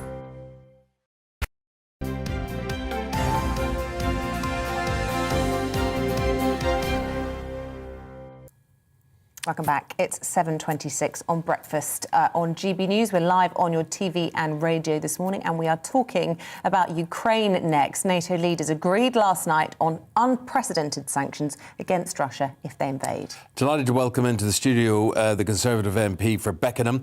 That's Colonel Bob Stewart, former British Army officer and United Nations commander in Bosnia. Bob, very good to see you again. Hello, both of you. I think the thing is, people can't make up their mind with what's going on in Ukraine, Russia. Is this scary or is this just bluff? Well, no one knows, to be honest, because what we've got is a big build-up of troops on the borders of Ukraine, not just the eastern border, but also in the Crimea and also in Belarus, to the north. And that's a normal tactic. It's the sort of same way that bullies always use. They build up their troops, and they might or they might not use them. At the moment, there's a huge build-up of what the military call power, so they could invade. Equally, they might be bluffing. And all these experts, and I'm not one. Are one. Well, sort of. But all will say this, that, but actually no one knows. Unless, of course, you've got privileged access into the Soviet, slip of the tongue, Russian military command structure, which I haven't. Mm-hmm. Well, do you think at all that Putin and Russia have a point? When you look, I mean, you know, you've served with NATO as well. Is there any unreasonableness? Is he being unreasonable saying, hey, you put missiles into Ukraine right up against my border, I ain't having it? Is there any way where you think that NATO have overstepped the mark? Yes, in a way they have, because there's this feeling way back when the Soviet Union was splitting up that West said, look, we're not proposing to put NATO troops on your borders. Well, there have been NATO troops exercising. So from the Russian point of view, yes. But actually, the real point is NATO is a defensive alliance. All those countries that want to join NATO, it's not NATO that's saying, come and join us. It's them that's saying, we want to join NATO. So the Russians absolutely don't like that. They don't want that. They consider, particularly Ukraine, to be part of their sphere of influence. And Ukraine is wanting to join NATO.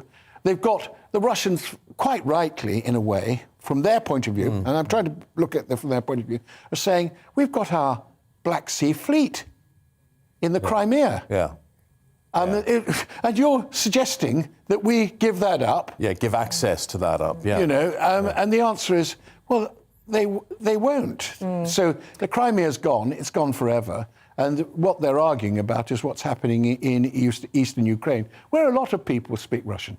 Yeah, the game that's happening, though, is ultimately a game of chicken, isn't it? As you describe, everyone's guessing about what's going to happen. The world's watching, not just because the stakes are high for us, the impact on energy security, but places like China are watching this. And if they are seeing an invasion on a sovereign nation and the West acting, you know, not taking any action to do anything, then they'll do the same, won't they? Well, they could well. I mean, we've got real problems in the world at the moment.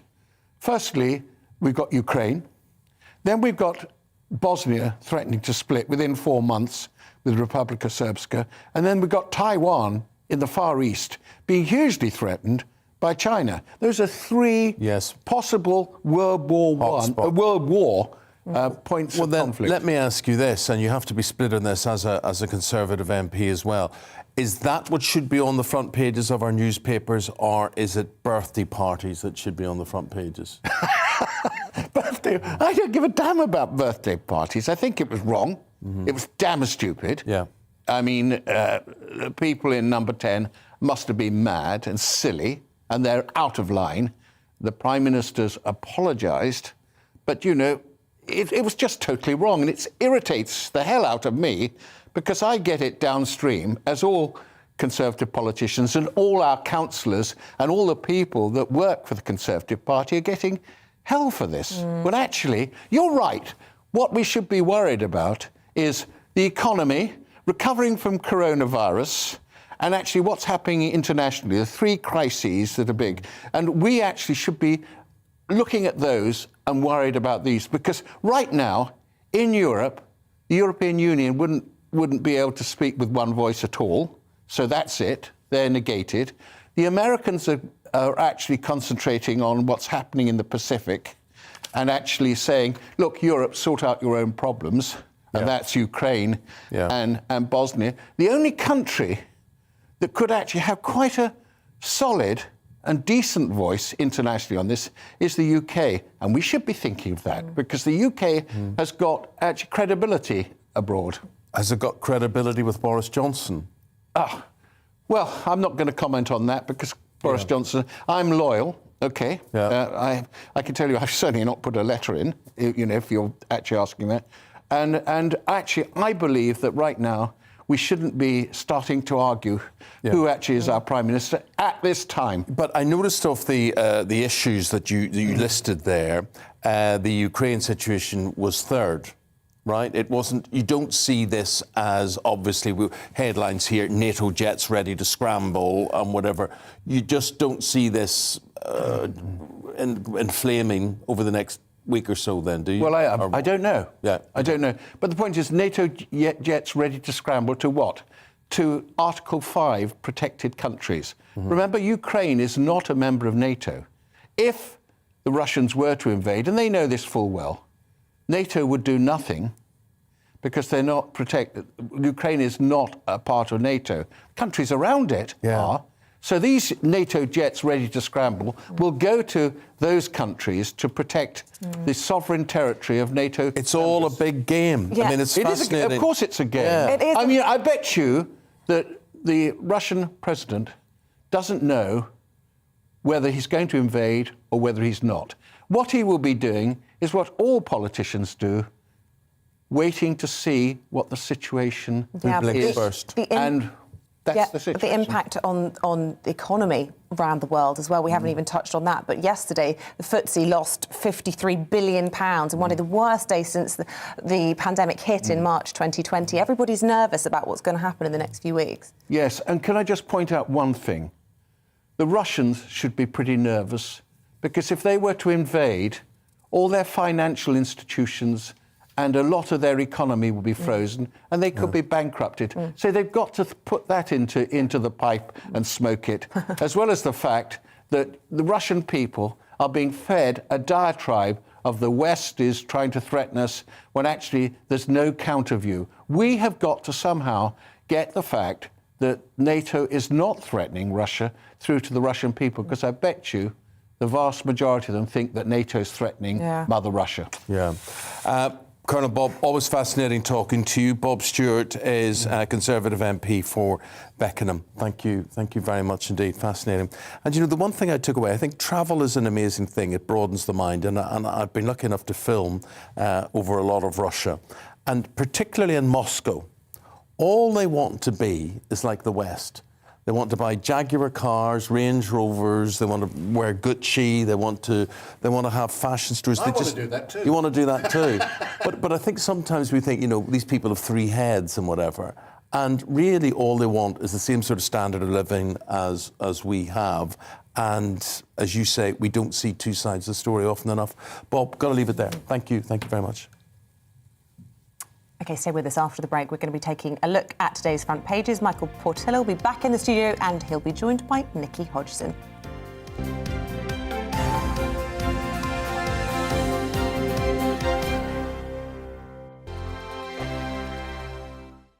Hello there, I'm Eamonn. And I'm Isabel. And you're watching the GB News digital stream across the United Kingdom. And around the world. If you're here in the UK, you can also watch us on your TV screen. GB News is Freeview channel 236. On Sky, we're channel 515. 626 on Virgin Media. Just remember, you might need to retune your TV to watch the channel. Yeah, and if you are doing that, find out more about retuning by going to gbnews.uk.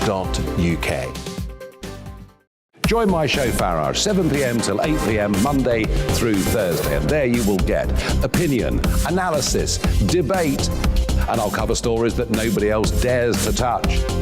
And then for the last 15 minutes, talking pints. We're over a drink. We have a civilized conversation with someone. We very often disagree, but we do it in a grown-up way. Come and join me on Farage.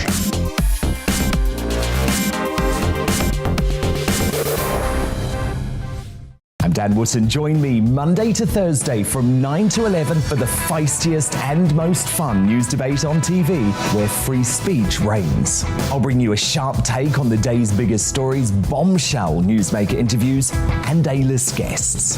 And I guarantee you, no spin, no bias, no censorship, and no reason to go to bed. That's Dan Wootton tonight, Monday to Thursdays from 9 on GB News. Hello there, I'm Eamonn Holmes. And I'm Isabel Webster. And we hope you can join us for Breakfast with Eamonn. And Isabel. You make me laugh out loud, belly laugh. Is that important first thing in the morning? Yeah, absolutely. And there's me trying to be deadly serious. News is a serious business. Yeah, I have to rein you in sometimes. Well, it doesn't stop us laughing at it. It doesn't stop us having an opinion on what's going on. Yeah. And it certainly will not stop us reflecting what you think. Weekdays from 6 to 9:30 on GB News.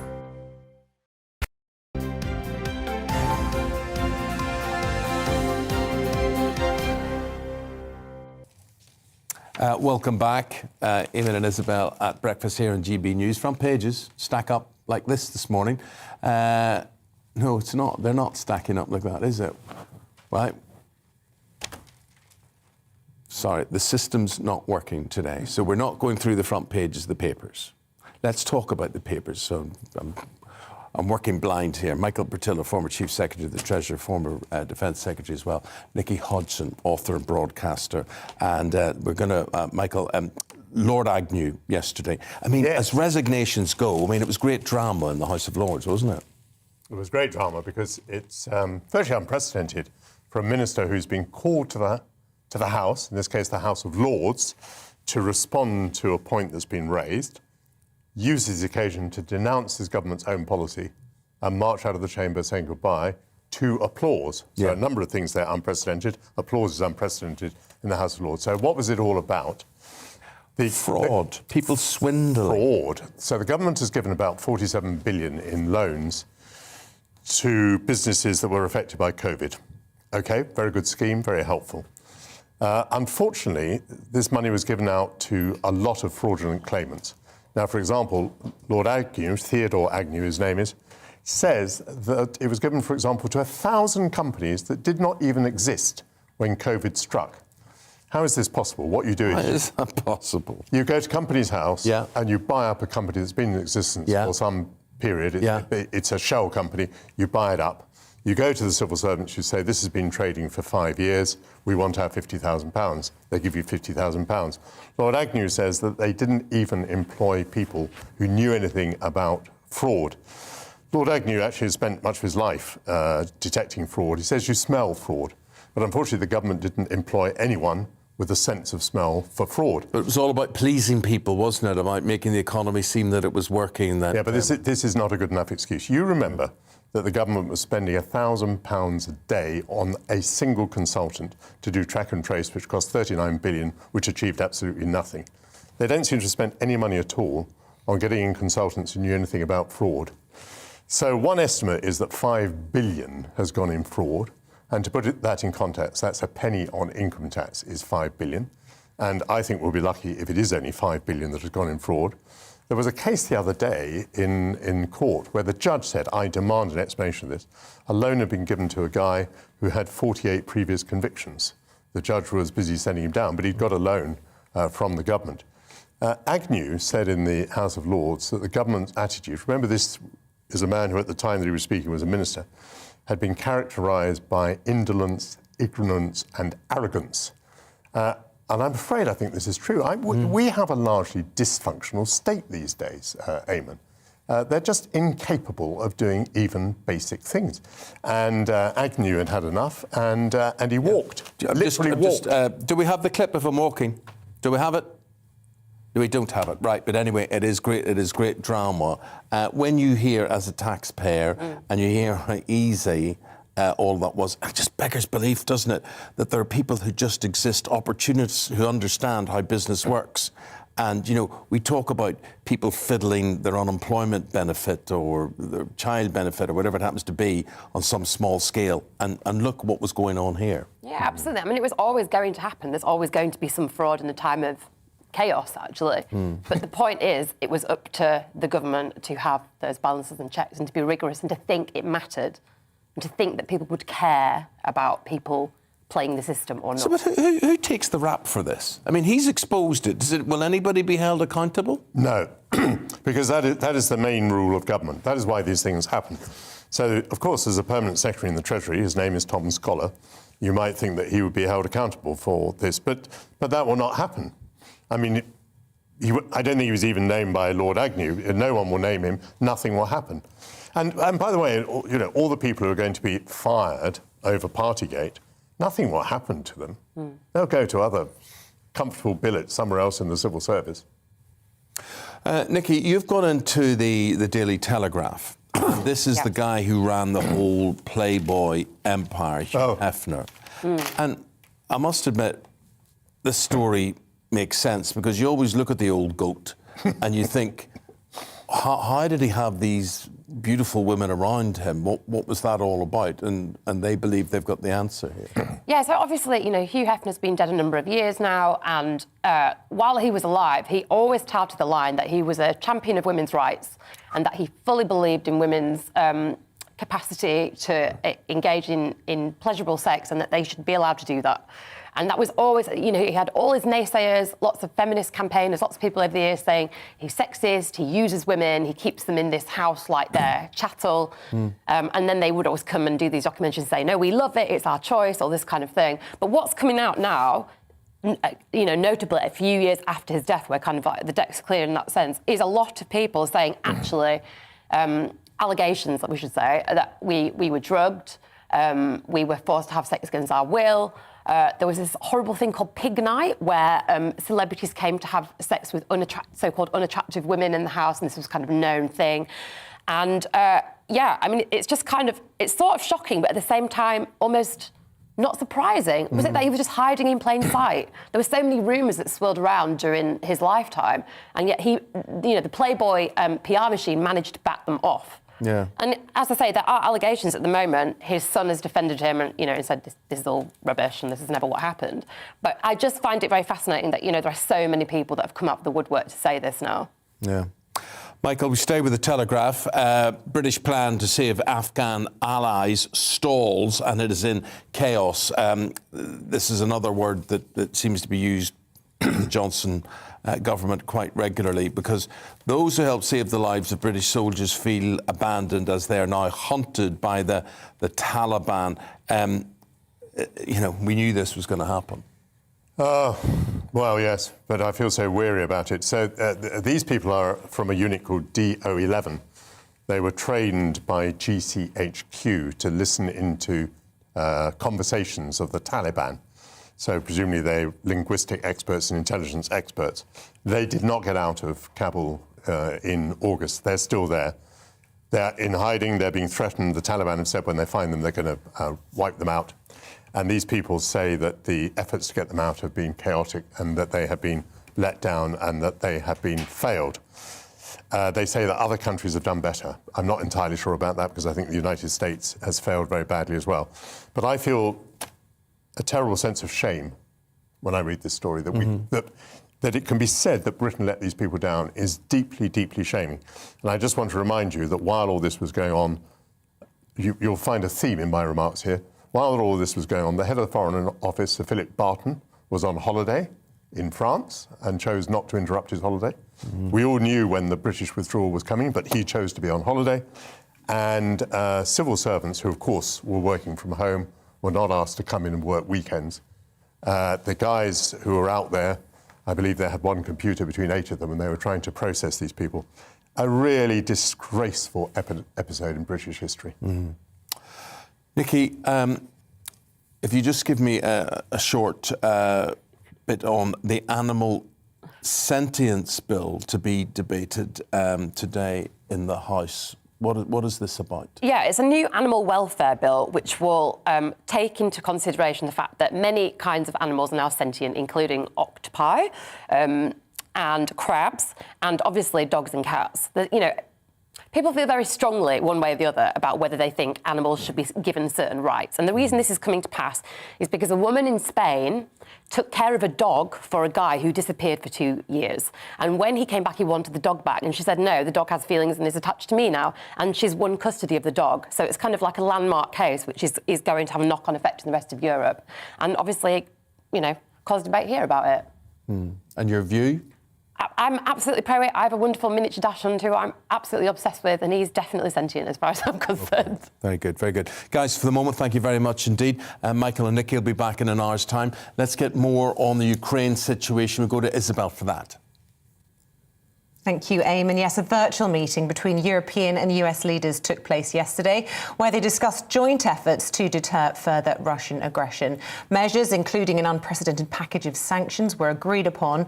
Alongside this, the Pentagon issued a statement saying some 8,500 combat-ready US troops are on high alert to deploy at short notice. Well, joining me now is Samantha de Benden, Associate Fellow on the Russia-Eurasia Programme at Chatham House. A very good morning to you. Thank you for joining us. How serious is this threat, then? Do you think that Russia is going to invade?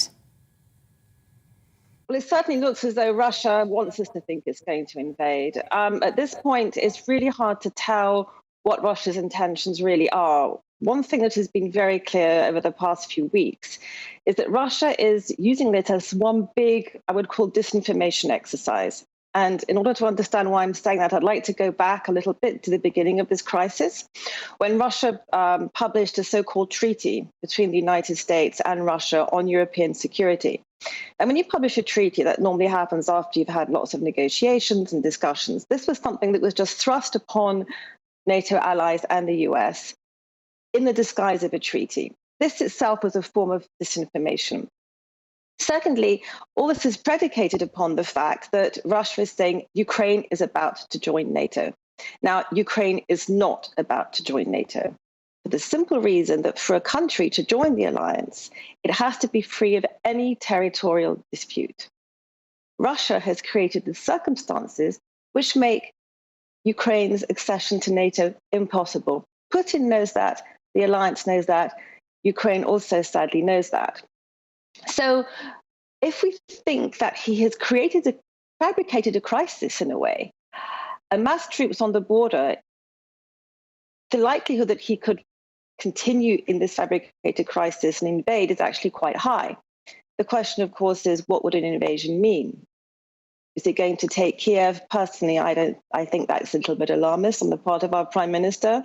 Will he capture parts of eastern Ukraine, get further inside the country, capture the very important port of Mariupol, which is on the Azov Sea, and that would seriously, that would cut Ukraine off from the Azov Sea more or less completely. And it's a strategic port both for the Ukrainians and would allow Russia to consolidate its position in Ukraine, potentially have a land bridge to Crimea. Those are all distinct possibilities. But let's talk about the meeting that took place last night between President Biden, Boris Johnson, the head of NATO, and European leaders. They've decided that if that invasion does take place, as you describe, there will be significant sanctions. And surely Putin doesn't want that. He's already doing really badly in the polls, which is arguably why he's taking a lot of this action anyway. As a result of COVID and the impact that's had on normal Russians, sanctions would impact them as well. I think that expecting what one would expect, rational behaviour from Putin at this point is not something we can expect. His whole behaviour is irrational. This is the behaviour of a man who feels that he's at the end of his reign. There's a sort of end of regime feel. The decision-making process in Russia is void of any semblance of democracy, any institutional checks and balances. So whether or not the threat of sanctions will deter him more is one would hope it would, but one can't really expect a rational reaction from Putin at this moment. One thing that is clear is that if there are more sanctions, they should target Putin's entourage. I think that London has to stop accepting any Russian money and freeze Russian assets that are in the UK. Other Western allies should do the same thing, to stop allowing Putin's regime to park its money abroad and to enjoy the fruits of Western life without adhering to our principles. And I just have to ask you about the impression that the West is giving to Putin at the moment. We've got President Biden, many seeing him as frankly geriatric at best, perhaps Alzheimer's at worst. We've got a Prime Minister in this country who many people want rid of because of all the incidents of Partygate. We're in disarray. Does he smell weakness on our part? And is he exploiting that? Or in some instances, some people think he might even be behind it, installing the President of the United States and perhaps being behind some of the leaks here in the UK? I think that's an excellent question. One of Putin's aims has always been to weaken the Western alliance, but whether that's weakening NATO, whether that's weakening the European Union. Now, some of your viewers might not agree with this. I'm a very strong believer in the fact that Russia did interfere in Brexit and also encouraged it because it saw it as a way of weakening the European Union. The fact that the allies have taken so long to show unity is a problem. And if one of Putin's aims was to highlight the divisions amongst us by creating this crisis, he has unfortunately succeeded in that. The last few days have shown renewed unity, have shown more determination with all NATO allies coming together and quite vociferously condemning what Putin is doing and threatening sanctions. It's a shame that it has taken such an extreme situation for us to come together. And yes, you're absolutely right. I think that highlighting our disunity is one of his aims, which we have kind of handed him a small victory in. And just to broaden this out even further, I suppose the action that the West takes in the coming days and weeks will be watched very closely, not just by the Kremlin, but also by Beijing. And they perhaps could have interests in, and it could affect how they behave in Taiwan. You're absolutely right. I mean, if the West shows weakness now, other autocratic regimes who have territorial designs on their neighbours or on other countries will see this as an opportunity. So I think that the way the West reacts now will be determinant not only for the future of European security, but for world security and the kind of world that we want to see in the future. Do we want a world where international law is respected, where democratic countries are able to lead by example, or are we going to see a world in which autocratic regimes are taking the upper hand?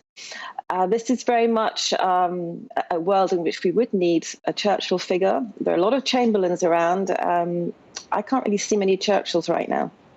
Interesting. Well, perhaps many of our viewers will disagree, but Samantha de Benden from Chatham House, really good to talk to you this morning. Really interesting. Thank you. Over to Eamonn. Burns Night will be celebrated this evening, not only across Scotland, but around the world. Many people will pay their respects to the bard, Robert Burns. His work includes the likes of Outlying Syne, Tam O'Shanter, and Address to a Haggis. Well, we sent our Scotland reporter, Davy Donaldson, to the Burns Museum in Ayrshire, and if you've ever experienced a Burns Night, you'll not forget it. This is the humble cottage in Alloway where Robbie Burns was born in 1759 and lived for the first 7 years of his life. It's been turned into a museum to highlight the early years before his first venture into poetry. I think, it's one of the last few remaining buildings of its type. It's stuck in the middle of Alloway village, and obviously the buildings that have grown up around it. So it's a bit of a surprise sometimes when people see it. But I think it really takes you back to the basics and what life was like when Burns was born there. Burns had a good education and started writing songs and poems to impress women who would prove to be a huge part of his life. He later moved to Edinburgh, selling some of his work to William Creech for 100 guineas. However, he produced one of his greatest pieces of work before becoming an excise officer in Dumfries. Behind me is the old brig, or Brigadoon, famous in Tam O'Shanter. Tam raced across the bridge to try and escape witches and warlocks who couldn't cross the water. However, his horse Meg wasn't so lucky and lost her tail. And I think the epic tale Tam O'Shanter, of course, and the witch chasing the horse across the bridge is something that is really significant for us, being, something that took place in Alloway at the birthplace site, and something that makes the landscape connect for us, for our visitors. And what's the visitors' experience like? Because obviously coming somewhere like this must be hugely popular. I saw some school children coming out as I came in. Yeah, obviously for the last 2 years we've not really had any school visits. We've started to have them again this year, and it's really, really encouraging to hear that familiar sound of a group of children enjoying the museum again. But I think obviously we've got this modern building of the museum that has the collection within it, and that keeps the collection in the conditions that it needs to be kept in to preserve it for the future. Burns took ill at the start of 1796 with rheumatic fever and died in July that year, aged just 37. His funeral was the same day as his son Maxwell was born. And little did he know how much his work would be celebrated across the world long after his death. Davy Donaldson, GB News. Thanks for that, David. That was very educational. Such a tragic story. Very tragic story. To die on the day of his son's birth. Yeah. Oh. And, I'm happy to be Scottish tonight. I love things like I'm a Webster. I can actually claim some Scottish heritage. Can you? So. Oh, good. Yeah. Can you read the address to a haggis? There we go. Right. The address to a haggis is traditionally recited on Burns Night after the haggis has been brought in and set on the table. Fair fay your on a sonsy face, great chieftain of the puddin' race. Aboon them aye ye take your place. Panch tripe, or some word I can't read. Term. But anyway, did you understand every word of Not that? a word. Okay. No. We'll are ye wordy o grace, as lang's my arm. The groaning trencher, there ye fill your hurdles like a distant hill. Your pin would help to mend a mill in time of need, while through your pores the dews distill like amber mead. I think there'd be a lot of amber mead. Do you know who comes to mind when you do that? Who? Alex Salmond. I bet he'll be recounting some, reciting some Burns tonight. Anyway, happy Burns night. We're going to have our own haggis, and we're going to have our own bagpipes in the studio later on, because we want to make Burns night Burns day, okay? So here's the weather.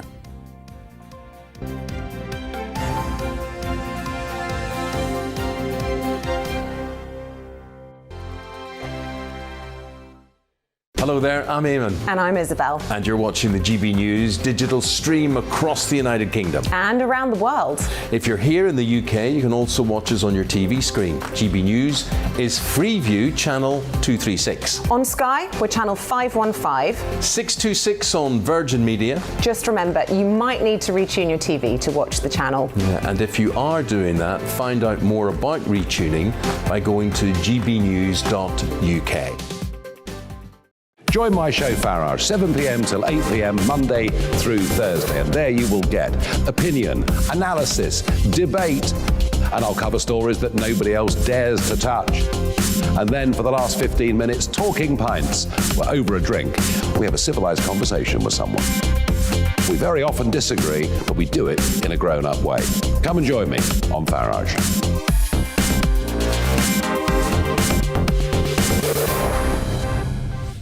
I'm Dan Wootton. Join me Monday to Thursday from 9 to 11 for the feistiest and most fun news debate on TV, where free speech reigns. I'll bring you a sharp take on the day's biggest stories, bombshell newsmaker interviews, and A-list guests. And I guarantee you, no spin, no bias, no censorship, and no reason to go to bed. That's Dan Wootton tonight, Monday to Thursdays from 9 on GB News. Hello there, I'm Eamonn Holmes. And I'm Isabel Webster. And we hope you can join us for Breakfast with Eamonn. And Isabel. You make me laugh out loud, belly laugh. Is that important first thing in the morning? Yeah, absolutely. And there's me trying to be deadly serious. News is a serious business. Yeah, I have to rein you in sometimes. Well, it doesn't stop us laughing at it. It doesn't stop us having an opinion on what's going on. Yeah. And it certainly will not stop us reflecting what you think. Weekdays from 6 to 9:30 on GB News.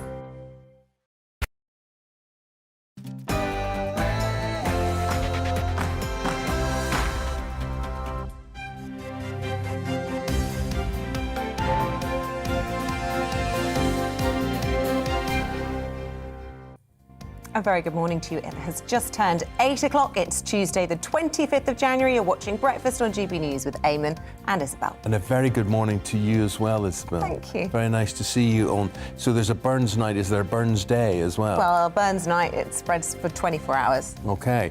Anyway, you're listening to us on radio. You're watching us on TV. And if another person says to me, how do I get your station? I don't know what sort of TVs you have. If you to crank them up with a, I don't know. Go on to Twitter and all the numbers are on my Twitter feed. And then tell all your friends, right? Yeah. Then do Put that. us on the TV and leave it on for the whole day. That's right, so that when you switch it on in the morning, it comes on here, right? Okay? Because we are Britain's biggest growing, fastest growing breakfast channel. So you're very, very welcome. And Isabel has lots of names and places where you could be watching from this morning. You could be in Port Stewart, perhaps. Have you ever been to Northern Port Ireland. Stewart? I've never been to Northern Ireland, waiting for the invitation. You get lovely ice cream in Port Stewart. Do I? You do. It's lovely coastal, really What was nice. the place you were trying to get me to go to last week? With the... That was another story. Oh, gosh. You could be listening in Wrexham in Wales this morning, or you could be watching us on YouTube in Elgin in Scotland. Actually, I've had a tweet from somebody in Durban in South Africa this morning watching us on YouTube. So you're very welcome. I've been to Durban and Schlanger Rocks. Yes,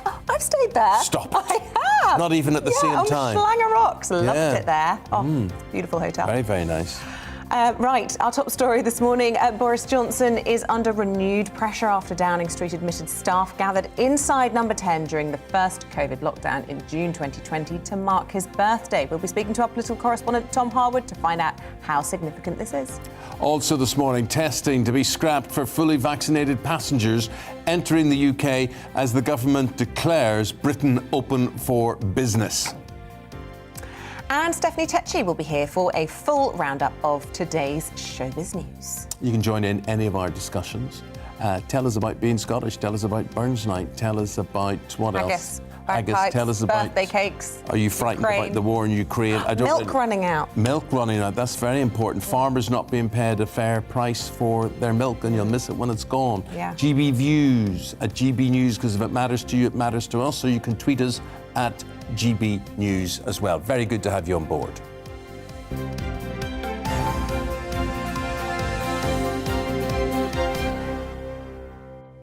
Straight into your tweets. This is what you're saying, and what?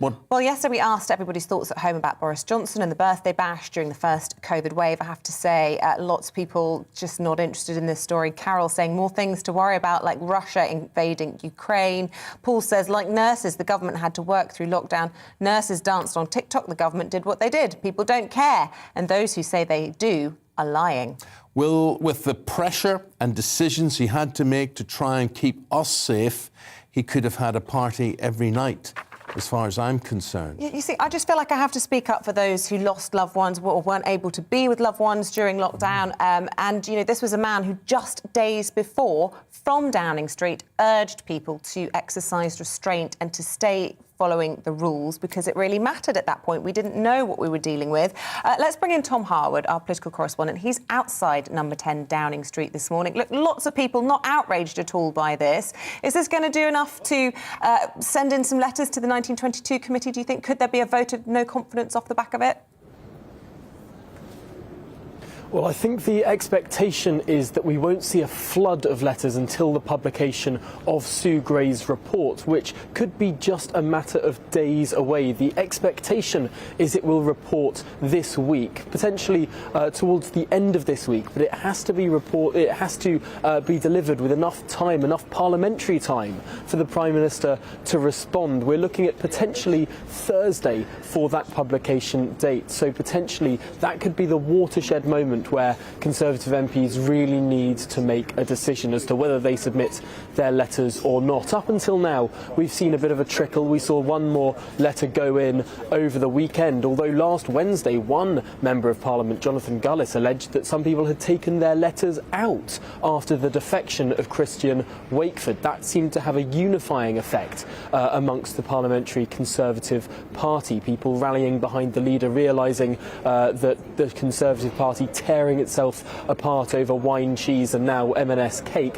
might not be the best idea in the world given the alternatives. However, we have seen the fortunes of the Prime Minister really rise and fall almost by the day, almost by the hour over the course of the last week and a half. Every twist and turn in this story has been fascinating to watch, and it's almost impossible to predict exactly what will come next. We know that Europe is on the brink of war between Ukraine and Russia. A big announcement last night of commitments of potential American troops as well as European solidarity, UK anti-tank missiles training and the like. We know that big stories like that and also the cost of living crisis in the UK rumbles on. To what extent will the Prime Minister be able to move the conversation on upon the publication of this report? Will this report open a can of worms or cauterise the wound? That is yet to be decided. Thank you, Tom. Thank you very much indeed. For more reaction now on Partygate, let's go to Georgia Gulhully. Georgia is a reporter for digital magazine politics.co.uk. Georgia, we're sitting here just trying to work out what is ebbing and flowing here. There's this campaign, Back Boris, hashtag Back Boris, which conveniently ignores all his failings? Or have these people got it absolutely right? Do you think there are more important things to talk about? I think it's a case of whataboutism, really. There are always many things to talk about, many important things to talk about. But I think that you are really seeing people also respond negatively to the sort of drip-drop of allegations that keep coming out about number 10. Let's not forget this birthday cake incident is not the only thing we've heard about that probably defied the rules. And I think if you actually look at various polls, it is cutting through whatever we see on Twitter from Boris's biggest fans. In the Conservative home polling, which polls grassroots Conservative Party members. Actually, Boris is becoming very unpopular, consistently so over the past few weeks and month or so. And if you look at polls in, importantly, red wall constituencies, the Conservatives are dipping down. I think that it would be unwise to sort of think that people don't care. And we saw, obviously, Peter Bone, a Conservative MP on Newsnight yesterday, saying that, people on the doorstep are asking me about Ukraine. That seems not so believable to me, that people would be asking more about foreign affairs than domestic issues. Domestic issues always dominate in elections, of course. But Georgia, it's very interesting that you point this out and say this, because, you may believe what I'm talking to the viewers here and the listeners. You may believe what you believe, but that doesn't make it right, OK? You just can't make the news what you want the news to be. This is the news.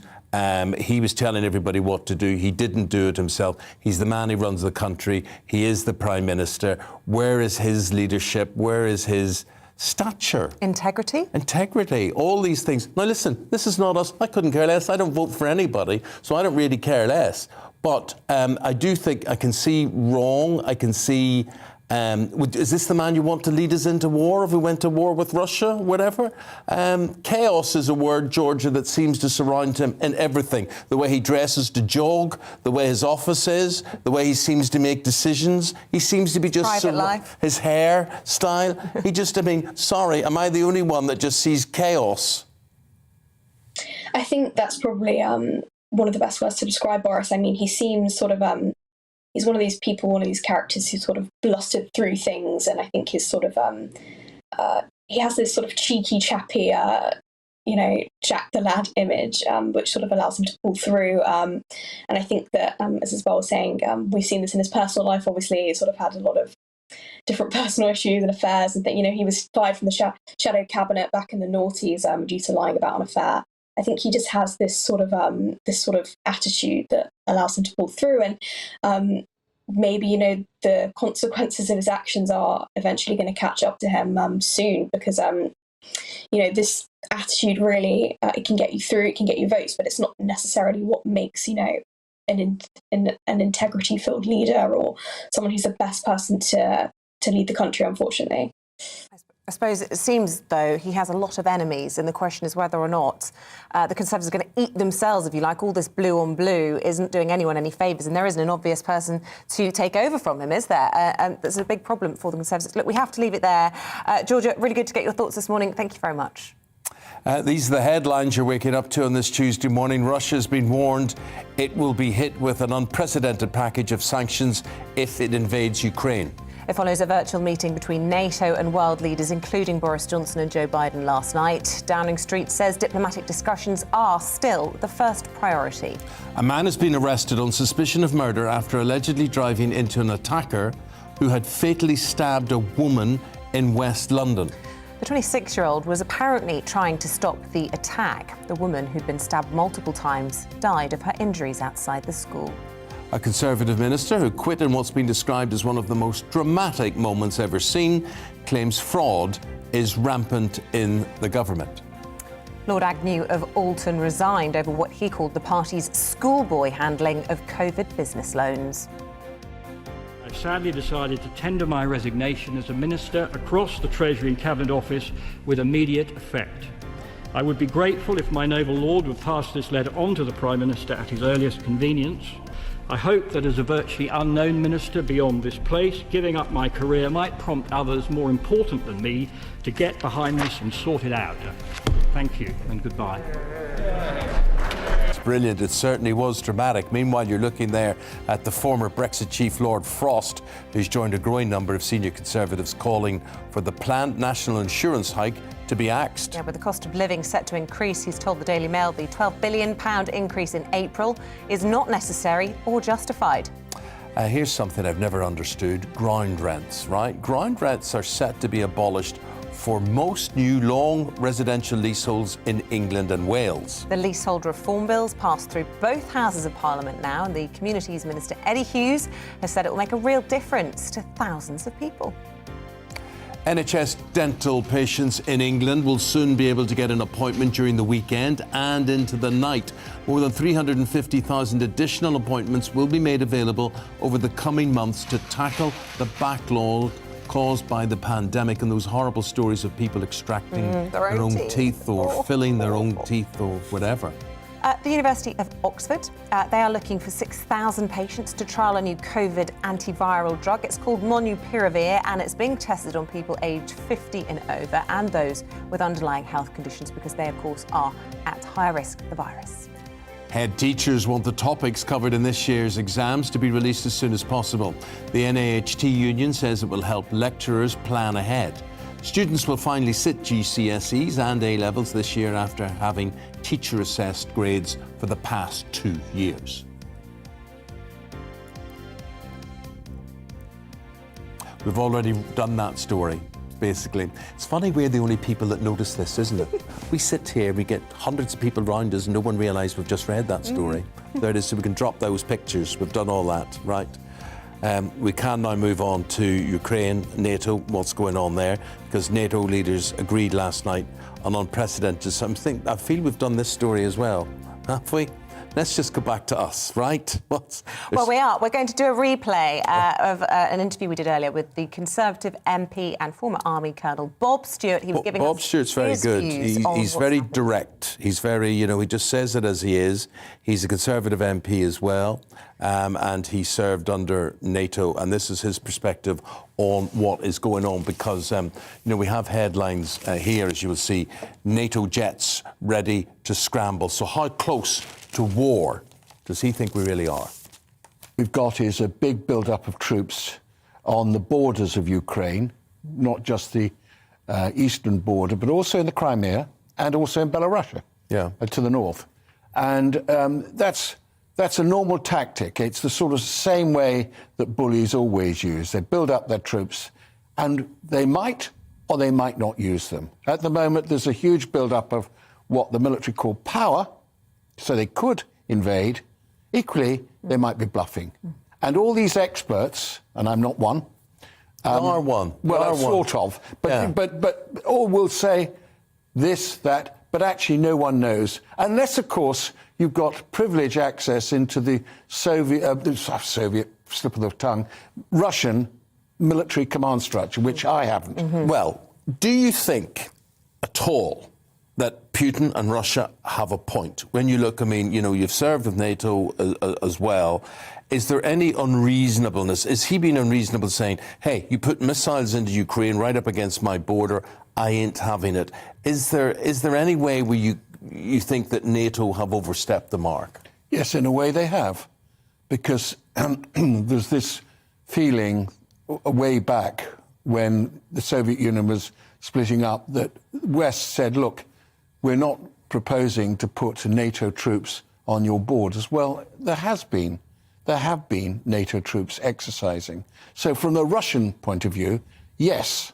But actually, the real point is NATO is a defensive alliance. All those countries that want to join NATO, it's not NATO that's saying, come and join us. It's them that's saying, we want to join NATO.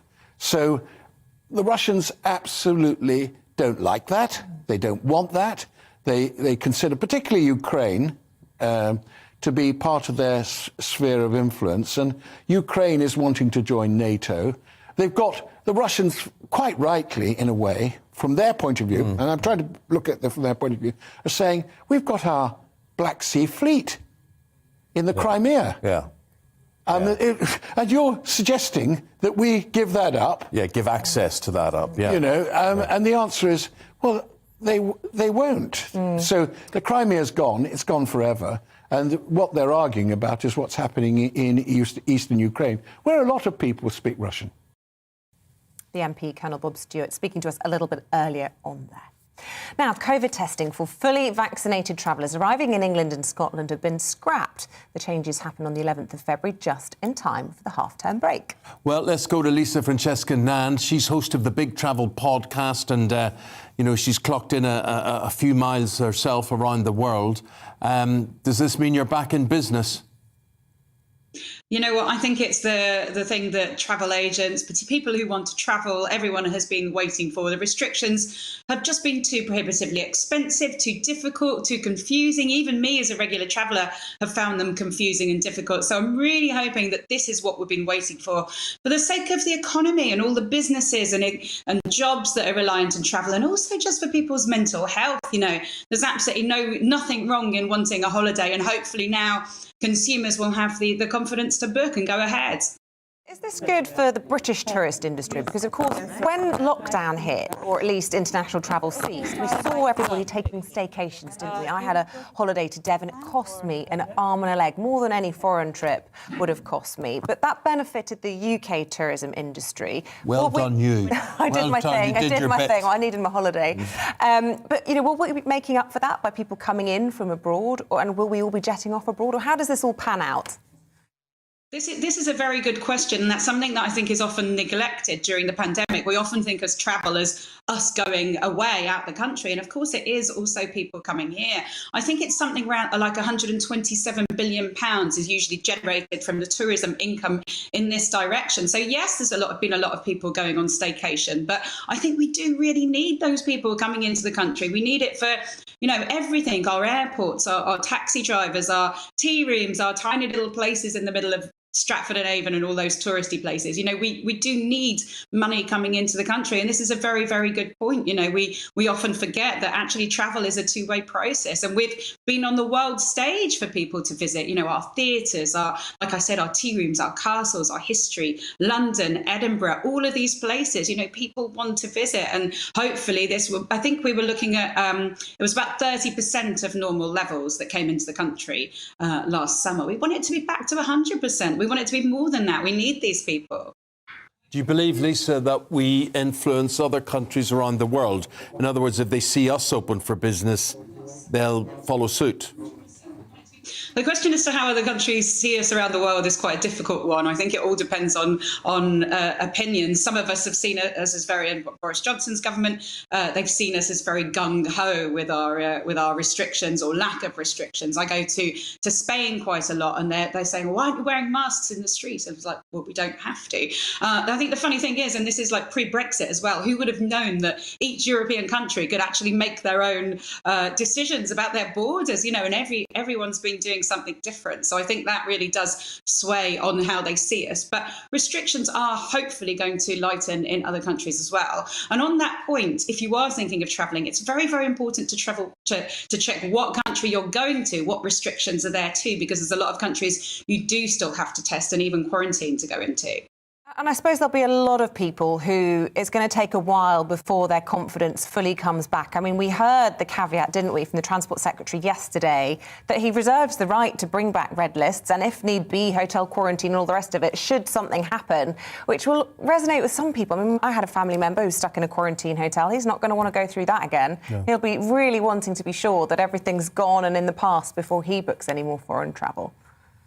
Yeah, I get that. You know, people have, even the most gung-ho of travellers I know have been reluctant to go away. And it was the chopping and changing, wasn't it? And the expense. You know, if you're a family of four and you've got to pay upwards of £100 for each PCR test. But yeah, you know, the confusion was very difficult. And I just hope we did, if you look back at the red list, when we put in October or November, when we put 11 Southern African countries on the red list to try and stop Omicron, what happened? Did we stop Omicron? I don't think those blanket bans on countries work. We had France, we had Germany, had Austria just before Christmas putting bans on us because of Omicron. Did they stop Omicron over there? No, it didn't. So I realise that the red list is always hovering there, but I just think there could be something else that they could do instead. But yeah, it's likely that it will put some people off booking. But I do believe there's also an appetite for travel. You know, travel agents are telling me every day. EasyJet have said they hope that levels in the summer will be back to 2019 levels. So fingers crossed people will have the confidence. I'm certainly going. I've got 3 trips planned now from now to Easter, and I can't wait. Go off, making us jealous. Well, it's always lovely to listen to you and see you, though this morning I can't really see you. So the energy crisis obviously affecting Lisa being able to turn a light on in her house or open the curtains. But maybe the next time we'll be able to see you have a flash lamp or something. Times are hard, Eamonn. Times are hard. I can see. Lisa, really My funny appreciate light it. went. It's right here, but it went. So. We got let down. The lights have gone out. Lisa Francesca Nant, lovely to see you. Thank you. Host of the Big Travel Podcast.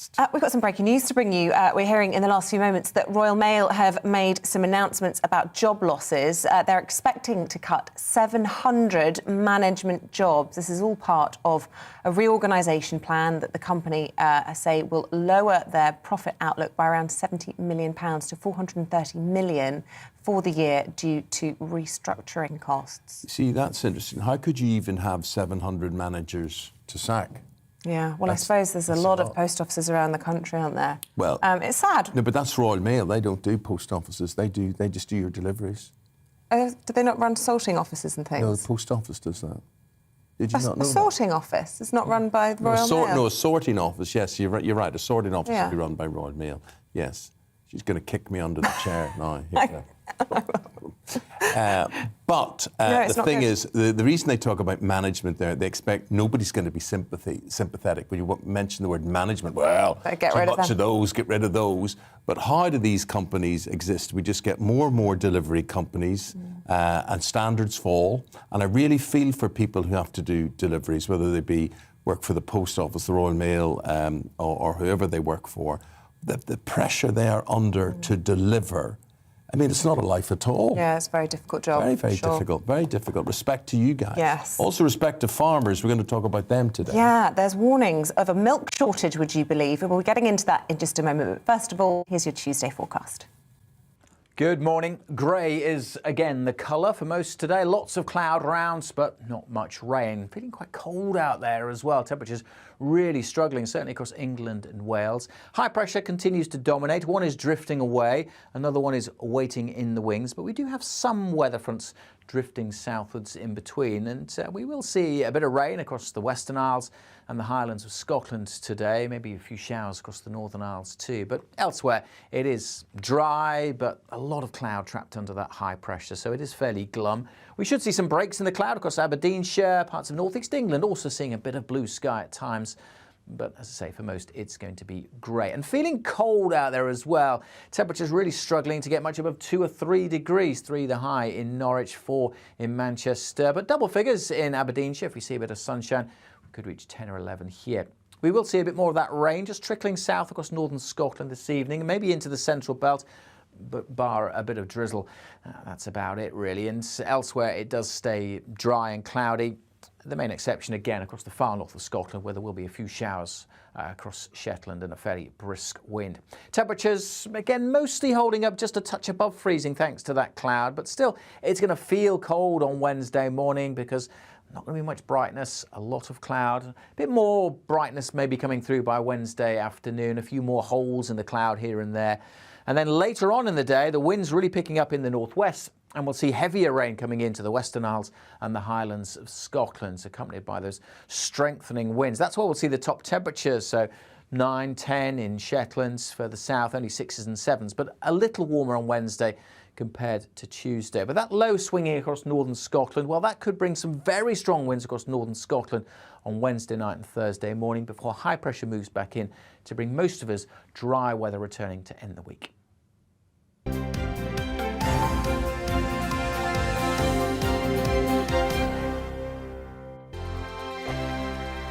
Hello there, I'm Eamonn. And I'm Isabel. And you're watching the GB News digital stream across the United Kingdom. And around the world. If you're here in the UK, you can also watch us on your TV screen. GB News is Freeview channel 236. On Sky, we're channel 515. 626 on Virgin Media. Just remember, you might need to retune your TV to watch the channel. Yeah, and if you are doing that, find out more about retuning by going to gbnews.uk. Join my show Farage, 7 p.m. till 8 p.m. Monday through Thursday. And there you will get opinion, analysis, debate, and I'll cover stories that nobody else dares to touch. And then for the last 15 minutes, talking pints. We're over a drink. We have a civilized conversation with someone. We very often disagree, but we do it in a grown-up way. Come and join me on Farage.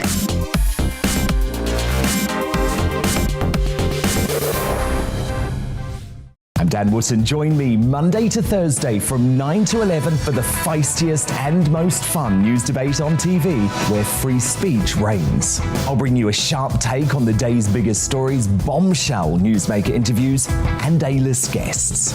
And I guarantee you, no spin, no bias, no censorship, and no reason to go to bed. That's Dan Wootton tonight, Monday to Thursdays from 9 on GB News. Hello there, I'm Eamonn Holmes. And I'm Isabel Webster. And we hope you can join us for Breakfast with Eamonn and Isabel. You make me laugh out loud, belly laugh. Is that important first thing in the morning? Yeah, absolutely. And there's me trying to be deadly serious. News is a serious business. Yeah, I have to rein you in sometimes. Well, it doesn't stop us laughing at it. It doesn't stop us having an opinion on what's going on. Yeah. And it certainly will not stop us reflecting what you think. Weekdays from 6 to 9:30 on GB News.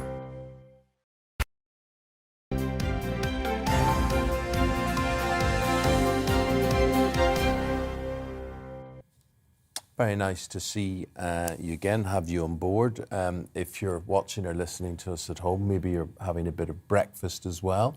And if that is the case, you'll be interested in this next story, which concerns milk. Yeah, we are talking about a possible shortage. Farmers are worried that it could soon be running out as the cost of living crisis meant they are currently producing at a loss. No good thing that. Not good for us, not good for the farmers particularly. We go to our reporter Rachel Sweeney, and she's been to a farm in Northumberland where they've had to diversify, as a lot of farms have to diversify in order to survive. Farmers say milk has been a loss leader in our supermarkets for too long and that they need and deserve a fair price.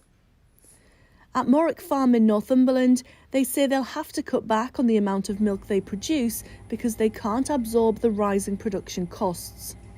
It comes down to fertiliser and feed. The cost to make ammonium nitrate fertiliser is rising because the cost of using natural gas is rising.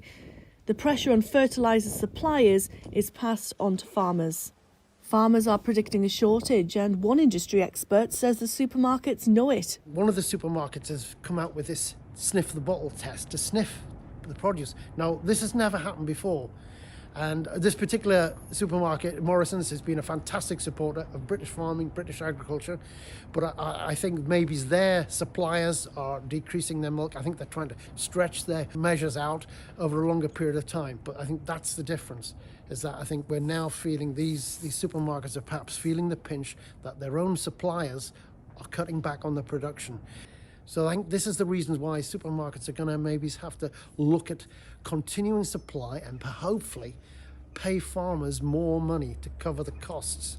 Well, Morrison says there are no shortages of fresh milk on our farms.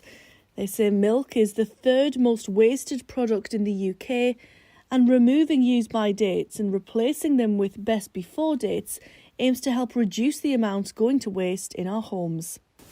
Farms like Morwick have had to diversify to survive. Milk is no longer enough to rely on. These calves are 3 weeks old. It will take 2 years to rear them, and then their milk will be made into ice cream within 24 hours. Dairy farmers say they're working on a 4 pence per litre loss, and that both milk and meat will be affected over the next 2 years unless they receive more money.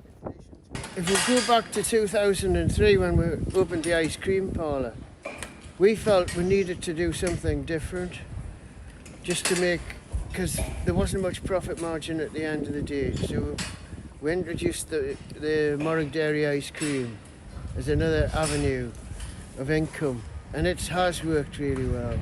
We need to be over 40 pence a litre really to make a profit, so we've a little bit left for reinvestment. Whether it's ice cream parlours, visitor attractions or farm shops, for survival, it seems farmers need to include multi-business income streams within the agricultural sector. Rachel Sweeney, GB News, Northumberland. So many layers to this story. For example, as farms diversify, it means that we lose some of those classic scenes of exactly that, calves on a sunny spring day. Wouldn't it be sad if we stopped seeing animals in our British countryside? We've got to keep our farms. Yeah, you love the smell, don't you? Yeah, well, it's that sensory sort of thing with all of it. Yeah. And I do have to say, ice cream, if you're going to diversify, I think ice cream has to be my favourite food. I would say, coming from Northern Ireland, you can't go 100 yards without getting an ice cream parlour. Really? Is it a big thing there? I would say, people think potatoes is the national dish of Northern Ireland, but it's probably ice cream. Yeah, well, we get through a lot of milk in our house, not so much ice cream. Red top, green top. We go green top, but when I top. was growing up, my mum would always get from the milkman the full fat milk. Yes. And then she would siphon off the really thick, creamy bit Yes. into a little pot. And when we came down for breakfast, my brother and I would have our little pot of full fat milk, which we'd pour on our cereal. I mean, it makes me feel a bit ill, the thought of it now. But we loved the full fat milk. I mean, now we'll only have the healthy stuff. But back in the day, that was Well, lovely the farmers are dependent on you, so Yeah. they are, and respect and good luck. And think of how early they are up to milk those cows. Exactly, same as us. Same as us. There we go. We're going to look at the morning newspapers after this. Don't go away.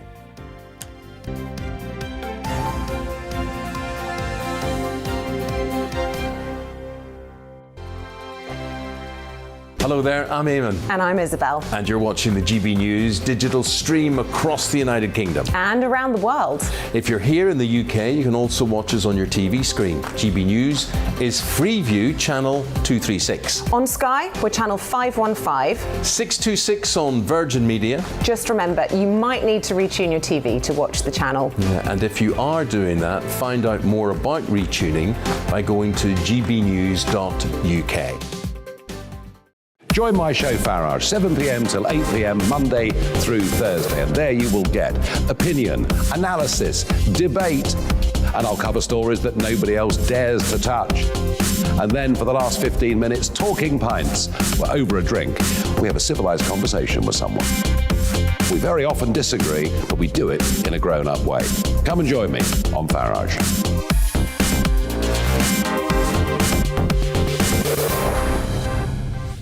I'm Dan Wootton. Join me Monday to Thursday from 9 to 11 for the feistiest and most fun news debate on TV, where free speech reigns. I'll bring you a sharp take on the day's biggest stories, bombshell newsmaker interviews, and A-list guests. And I guarantee you, no spin, no bias, no censorship, and no reason to go to bed. That's Dan Wootton tonight, Monday to Thursdays from 9 on GB News. Hello there, I'm Eamonn Holmes. And I'm Isabel Webster. And we hope you can join us for Breakfast with Eamonn. And Isabel. You make me laugh out loud, belly laugh. Is that important first thing in the morning? Yeah, absolutely. And there's me trying to be deadly serious. News is a serious business. Yeah, I have to rein you in sometimes. Well, it doesn't stop us laughing at it. It doesn't stop us having an opinion on what's going on. Yeah. And it certainly will not stop us reflecting what you think. Weekdays from 6 to 9:30 on GB News.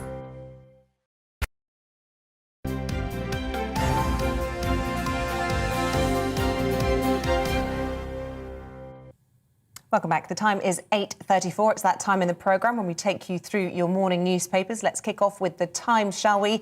They're leading with the Prime Minister attending a birthday celebration in Downing Street in 2020 when social gatherings were banned.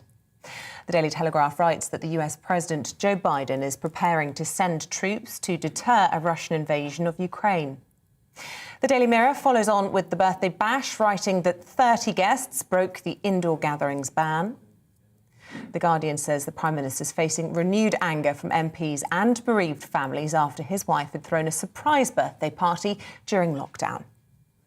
You can't have your birthday cake and eat it, Boris. That's the front of the Sun newspaper.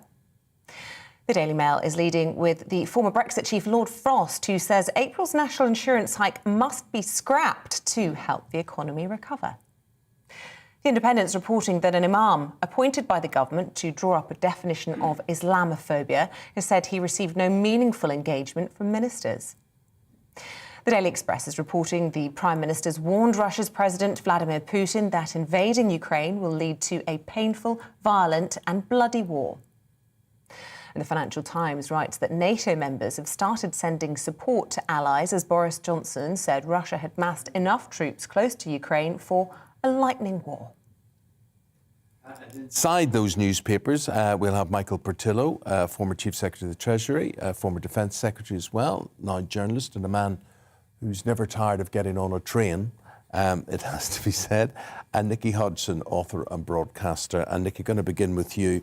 and I'd like to talk. It's a story that covered in many papers, and it's saying that people are harder of hearing in the north of England than they are in the south. Now, why would that be? Well, this is the question. So it's a piece of research that's been done, and they found out that people in the north of England are more than 13% more likely to have worse hearing after 50. So older people in the north, their hearing degenerates quicker, and there's more of them. So one of the professors who's been a participant, responsible for the study, says the location shapes several environmental risks as well as other health effects, but he doesn't actually state what those might be. Is it the north-south divide? Is it the standard of living? Is it access to healthcare? I mean, we talk a lot about the north being the poorer cousin of the south and life being more difficult and, you know, all sorts of things going on there. I'm from the north, so, you know, I think about it a lot.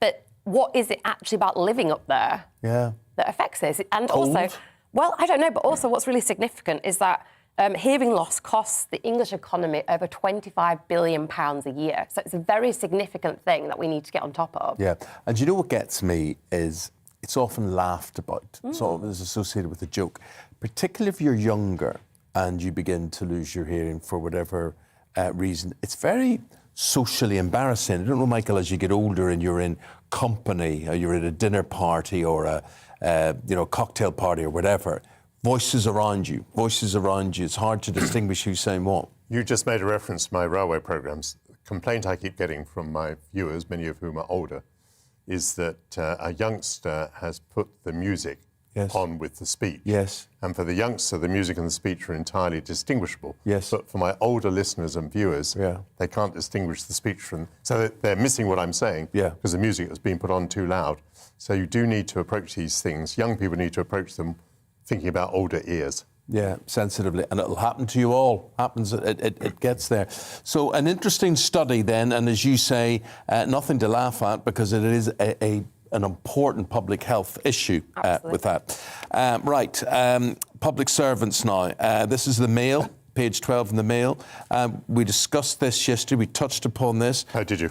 Yeah, no, but I'm saying it's obviously ongoing, and we were asking people this work-life balance that we've got and this new hybrid situation of working. But this is the civil servants who are known as the blob. They call them as a collective group, but they don't want to go back to work. How's it turning out? Well, the Daily Mail has conducted, I dare say, a not very scientific survey, where they've basically been standing outside offices in London, but also in Long Benton on North Tyneside. To summarise the findings, they're saying that only about 10%, as far as they can tell, of civil servants, 1 in 10, has returned to the office so far. So it does look as though there is reluctance to return. It does look as though people are, as it were, not voting with their feet. They're not turning up at the office yet. I just thought I might give a perspective as a former minister. You keep saying I'm a former minister. For me, it was so important to have the civil servants, whom I respected very much, around the table to make decisions. And I needed everyone there who had an input, and I needed everyone there to say what they thought before I reached a decision, and I would summarise their views. I need them in the room. I really do. OK, so I can have a meeting, and then there are 2 other people on a screen over there who every now and again, make a contribution. It's not going to count as much. It just isn't. You've got to be in the room when the decisions are made. And also, I think that's how quality decisions are made. So I've been going on all morning about, how the British state is failing. Well, I think its failures have been increased by the fact that people are not in the office, they're not working together, they're not communicating, they're not around the table. We need to get back to this as soon as possible. Someone like yourself, I'm guessing, Nikki, would work on your own quite a lot as a writer. Yeah, I mean, I've worked at home for 10 years. But there are lots of things you lose as a result. I mean, I love coming here because I get to see humans. I'm very sociable. Yeah. And never underestimate the value of so-called water cooler chat for solving problems and building bonds between staff, But I do understand that hybrid working is probably better for lots of reasons for most people. It's better for working parents or people that've got caring responsibilities. Yeah. It's better for your health, getting rid of the commute. It's better for businesses. They can save money on office space. So, you know, there are lots of benefits to a hybrid model. I think sole working from home, I actually wouldn't recommend it, even though I've done it for 10 years. Yeah, yeah. There's periods in your life you might say it's right for me now, but not all the time. I agree. Building friendships, relationships, dating people, goodness knows what. Michael, in the Telegraph and in the Mail here as well, this is the market situation, the market reaction ahead of the Ukraine or the possibility of invasion by Russia. I wanted to use this point in a way to attempt a summary. It's not that I think that the £53 billion wiped off the FTSE yesterday was particularly significant. Markets go up and down. But if there is going to be an invasion of Ukraine or even continuing uncertainty, which I think is more likely, it is actually going to cost you and me. Because that 53 billion we're talking about is money that you and I have got invested in our pension schemes, for example. And there probably will be a further energy crisis. You know, this is why Germany is not on board with the rest of NATO and with the United States, because Germany is so frightened about its gas supplies. Well, if the gas supplies are cut, that doesn't probably affect us directly in terms of supply, but it surely affects us in terms of price. And we already know that gas prices are going up massively. And of course, if there's a further world shortage of gas, the prices will go up even further. So, coming back to what we were discussing a couple of hours ago, the government faces the prospect not only of this desperate political situation with Ukraine, but of gas prices going up by an amount we already know, but also by an amount we don't know, which may be caused by the war, and then the national insurance increase as well. So this explains why the government now seems very reluctant to confirm that it's going to increase national insurance, and it also explains why Liz Truss, Rishi Sunak, and anybody else is not desperately keen to take over. Another reason why I think Boris may make it. OK. Three heroes here. Rowers. Kat Cordner, two other women, have shattered the world record for rowing across the Atlantic. This is particularly special. Yeah, it's a wonderful story of just, you know, triumph over adversity, to use that cliche. Kat Cordner is one of the women who has broken this record, and she has incurable cancer. She has secondary ovarian cancer.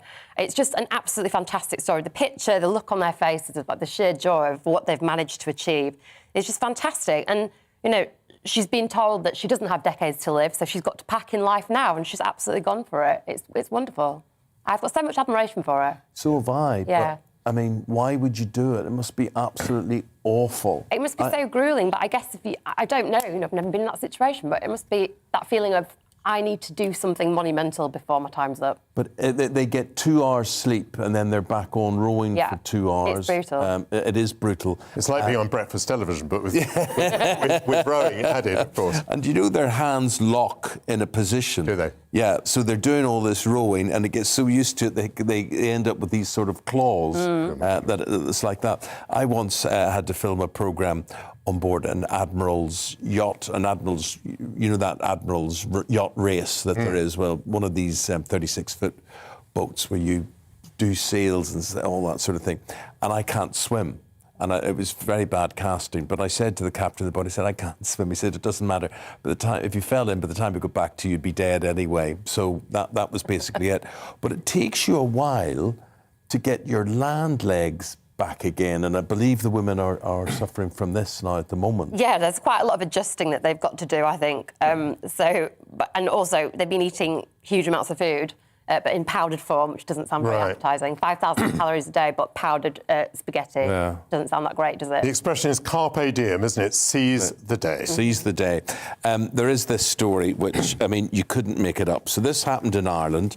A man called Declan Hockney, and he's 40 years of age, and he's been accused of trying to steal his 66-year-old, is it his uncle, I think it was, his pension money. How has this come about? We've probably already seen this story. So this was reported last week about these two guys that went into a post office with a dead man between them to claim his pension. They say they didn't know he was dead. Well, then the development in the story is that this guy, Declan, is now saying he died, I think, 2 minutes into the 5-minute walk to the post office and I didn't notice. Well, OK. It just sounds a little bit unfeasible to me. He says that he'd had strokes and he got slumpy. Right. And I just thought, that he'd had another stroke, so he carried on going to the post office. It just doesn't make a lot of sense. Yeah, if we were on a jury, we'd have some difficulty. I think we'd have short shrift. You may well have some difficulty with that. Michael, thank you very much indeed. Nikki, thank you very much indeed for your look through the papers today. Very enjoyable, very informative as well. Thank you both very much indeed. With the time at 8:47, let's get an update on the news. Here's Isabel. Thanks, Eamonn. We're going to talk about Alzheimer's now. A new study by the University of Exeter says dementia patients treated by one family doctor have better health and an improved quality of life. Dr. Nathan Spence is an NHS doctor and he joins us on the line now. Very good morning to you, Nathan. Just tell us then what this study found then. So this was a study done by the University of Exeter that found that when we have dementia patients over 65 with dementia, if they consistently saw the same GP throughout their life, then they were significantly better off. They had better quality of life, they had fewer hospital admissions, and they had fewer complications like incontinence and falls. And of course, the benefits of that mean that there's less treatment needed, which means lower costs, which of course is also a better outcome as well. Oh, for sure. And dementia is this condition that we're going to see more and more. 1 in 3 adults alive at the minute will experience dementia in their lifetime. And the price and the social care cost of looking after patients with dementia is going to get astronomically large. So anything we can do, any sort of tidbits of information we can find, techniques to try and reduce those admissions, reduce that burden is a very welcome thing indeed. Welcome thing, but I suppose my question is really how realistic this is. I was reading there are 9,000 dementia patients in England alone over the age of 65. We already know how overworked and undersupplied there are of GPs. Is it realistic that they'll be able to always see the same doctor? I think in the current model, we've gone from a model where, in the past, someone had the same GP from cradle to grave in a small sort of village practice. We don't see that anymore. Due to funding and the increased number of patients. But it's something we can strive for. And it's one of those studies that people do that we already knew the answer. It's kind of common sense. That seeing the same person again and again and again, you pick up the nuances in that patient's care that often isn't recorded in the notes. And this study particularly looked at medication. So often as a doctor, when I'm working in hospital, patients come into A&E and you look through their medication list and you think, goodness grief, this doesn't really make any sense because they're on these drugs that counteract this drug. And you can see a patchwork of different prescribing from different GPs over many, many, many years. And what they're saying is that if you had one person overseeing that the patients would be much better off. I get that, Nathan, but caring for someone at that level is quite intense. It must be quite draining as well. Very, very admirable, but it takes time to do that. Do we have enough doctors and do they have enough time? So I think ultimately the answer to that question is probably not. And the skill set required to look after patients with dementia goes just beyond doctors. It's really a multidisciplinary team approach we need. So it's the nurses, the occupational therapists, the social workers, and each asset or facet rather of dementia patients' care needs to come from a whole wide range of professionals. So until there's more funding available, more professionals to do those jobs, I think that dementia patients are going to continue to suffer, unfortunately. Yeah, well, I hope they get a doctor like you, Nathan, to care for a family member like that. Thank you very much for your time and your explanation. Pleasure. Thanks so much. That's Dr. Nathan Spence. He's an NHS doctor. We're talking about a new study which says that dementia patients should be given a named GP, a GP, which is easier said than done, to look after them. Well, of course, but it's such an awful disease and so many of us affected by it, loved ones and the like, that, hopefully this would really go some way to helping them with the condition. Time, in fact, to turn our attention to something a bit lighter. Should we talk about the entertainment news? We've got our showbiz reporter Stephanie Tetchy in the building, looking radiant, may I say, Stephanie, this morning. Should we start by talking about Taylor Swift? Now, what I love about this girl, not just her songs, but she is not afraid to stand up for herself, is she? Never is Taylor one to keep quiet, and that's what she's done with Damon Albarn. She refused to keep her mouth quiet because Damon Albarn from Blur, love him, but he accused Taylor of not writing her own songs and said that she's only a songstress who co-writes her own music. He made these comments during an interview with LA Times, and Taylor's read it, and she said yesterday, I was a big fan of yours, but I'm actually quite disappointed with what you've said. She said it's quite damaging, and I'm someone that's not going to stay quiet about this. And so Taylor has a big fan base. We call them the Swifties. And they've obviously gone crazy on Damon Albarn on Twitter, saying that he has no right to say such comments. So he's had to backtrack his comments and said, actually, they took my comments out of context, which I don't think they did. This is the LA Times here. Anything that's going to go to print will have been fact-checked and made sure it was word for word. And he's now apologised and said that everything was taken out of context and it was only for clickbait. It's almost like he's irrelevant now anyway. I don't mean to be rude because, of course, Blur was massive in the 90s. But why is he, you know, Taylor Swift is massive and current. Yeah. And all this has done is given him some publicity. And the cynic in me thinks that he's insulting her and the clickbait is designed... Anyway, I think with Damon, I don't think he realised that Taylor would have actually got a hold of those comments. He probably thought it was a throwaway comment, not going to lead to any controversy, but clearly he barked up the wrong tree with Taylor. It's like Isabel and Emma Raducanu. Oh, no. Well, and you didn't think they'd pick up, and you didn't think when I got an invite... clickbait is a thing, isn't it? It is. Trouble is, I got an invite to Wimbledon, you were on it, and then it's been withdrawn. Isabel, I think you should... Everybody knows, who knows me, including you, how much I love Emma Raducanu. If I have to defend my love for Emma one more time... Why can't you be more like me? What, really? Sitting on the fence? Do you ever see me saying a bad word about anybody? Do you ever? Anyway, last night... On that note... A good word. Dan Wootton's show last night. Yeah, so Dan Wootton had Caitlyn Jenner on. Caitlyn. So this is one of the first exclusive interviews she's done in a very long time. So we're talking about her unsuccessful bid to become governor in California and how that affected her and her family. But also, Caitlyn is a former Olympian, and she spoke about Leah Thomas and said that she doesn't agree with transgender women competing in women's sports. Interesting. As far as my family, I just went one-to-one with them and said, hey, this is what I'm doing. I don't want one thing from you. This is my deal. You guys stay out of it. And that's pretty much what we did all the way through. It was something I wanted to do. And I never looked at the family for, any help or anything like that. I love the kids and the kids love me. And I want to leave it that way. Yeah.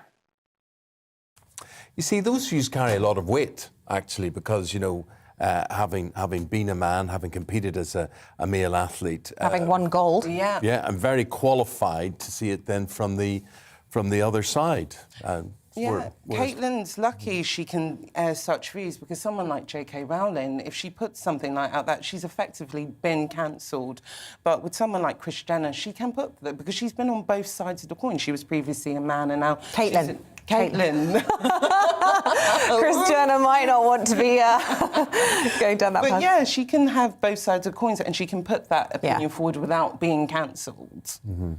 So you're a big fan of their shows, aren't they? Well, do you know what? I've watched all of the Kardashian shows over the years, like so many of us. I do find their social media posts a bit much, though, I have to say. It's all sort of selling, and overly sexualised. But I love having a sneak peek behind the scenes and what they get up to. It's a bit like a guilty pleasure. It's a good bit of relaxation. Yeah. Do you model your social media on the Kardashians? Not at all, no. I leave my clothes on for starters. That was a chance to get you a lot of followers. That's true. No, look, if I had the bod, maybe I would, but I don't have that sort of bod. You are naturally beautiful, Isabel. Thanks, darling. Talking about shows, if you guys had to pick between Coronation Street, Emmerdale and EastEnders, which one would you pick? Well, that's an interesting one. My only downside on EastEnders is it's shouty and it's miserable. Yeah. And that's it. Coronation Street has always had the sense of humour running throughout it. And Emmerdale can be a bit racy. I'm a Hollyoaks man myself. Ooh. Yeah. So, guys, we've got the Battle of the Soaps, which is going to commence because ITV have changed up their schedule from March. But this hasn't happened in years. No, usually there's this unspoken rule between the soaps that they don't clash and they let each other have the sign. But nope, ITV's thrown that out the water. It said it's going to be doing Coronation Street an hour, 3 times a week, at the same time as EastEnders. And Emmerdale, which is now celebrating its 50th year, is going to be on every night for half an hour. As we all know, EastEnders have been suffering dwindling viewers. So this Why do you think that is? I think the storylines have got progressively just boring. I'm like a big EastEnders fan from the days of when Grant was there, Phil was there, Peggy Mitchell. Oh, God rest her soul. And I just feel like the characters are just not as gripping as they were before. Dare you say it? Yes. It's gone a bit woke. Oh, it has. No, I'm an EastEnders girl. As a Londoner, I've always loved it, but I am with you when it comes to that. But there'll be people like Ruthie, I'd imagine, Eamonn, who'll end up recording her favourite show, watching the other one, and so they don't necessarily go head-to-head. People will watch it and find their way. Technology and the iPlayer and such. That's very, very true. That's very true. Lovely talking to you. Thanks for your... Always a pleasure. Did you watch that ITV one last night, Trigger Point? No. The bomb disposal one with Vicky McClure? No. Well, I've heard a lot about it, though. Well, we have got the woman who that was based on. Real-life bomb disposal I saw her helmet, actually, when I was behind the scenes. Did you? Yeah. Oh, she's waiting in the green room. Is she Lucy Lewis? She's going to be joining us. To talk to you guys. Very, very looking forward to that. Really looking forward to that. So, there you are. She is the British Army's first female bomb disposal expert and now got a TV drama based on her. Hear her story after this.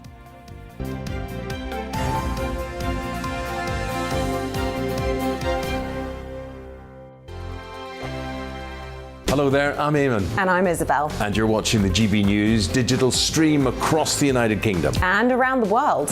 If you're here in the UK, you can also watch us on your TV screen. GB News is Freeview channel 236. On Sky, we're channel 515. 626 on Virgin Media. Just remember, you might need to retune your TV to watch the channel. Yeah, and if you are doing that, find out more about retuning by going to gbnews.uk. Join my show Farage, 7 p.m. till 8 p.m. Monday through Thursday. And there you will get opinion, analysis, debate, and I'll cover stories that nobody else dares to touch. And then for the last 15 minutes, talking pints. We're over a drink. We have a civilized conversation with someone. We very often disagree, but we do it in a grown-up way. Come and join me on Farage.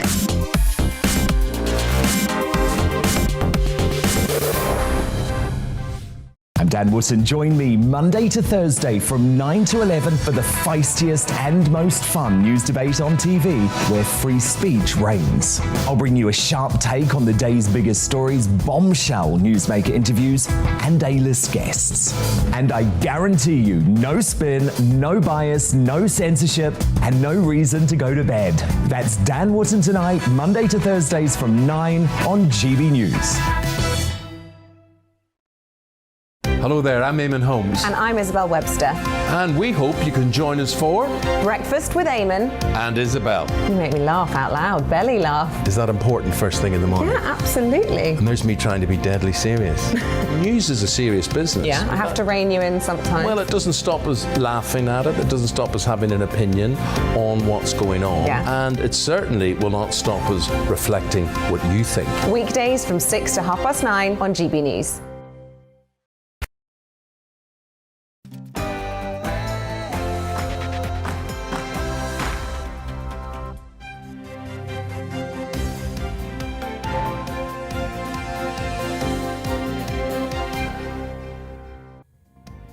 It's exactly 9 o'clock on this Tuesday morning, 25th of January.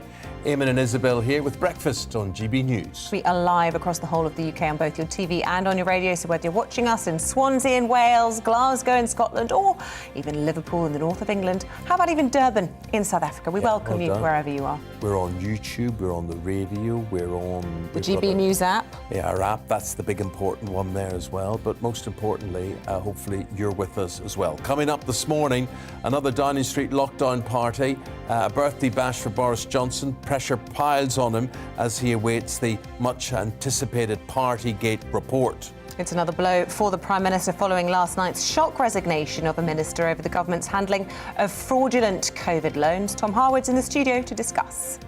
Plus, we'll take a look inside the terrifying world of real-life bomb disposal officers that inspired the ITV drama with Vicky McClure last night.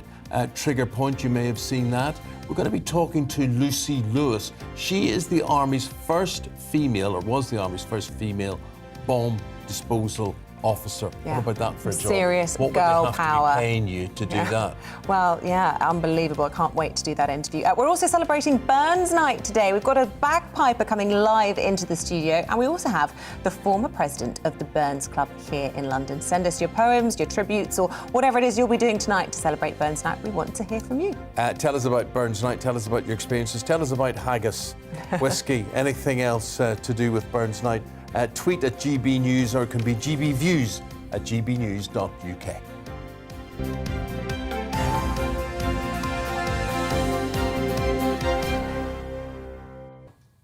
OK, we've been talking about Birthdaygate all morning. Was it a party? Was it a celebration? Was it a breaking of the rules? Will it be the downfall of the Prime Minister? Well, one viewer who's got in touch to say, I really don't think the nation cares that people he works with all day bought him a cake. There are far more important issues to focus on. All this Partygate stuff is driven by the media. We don't care about it. The nation does care.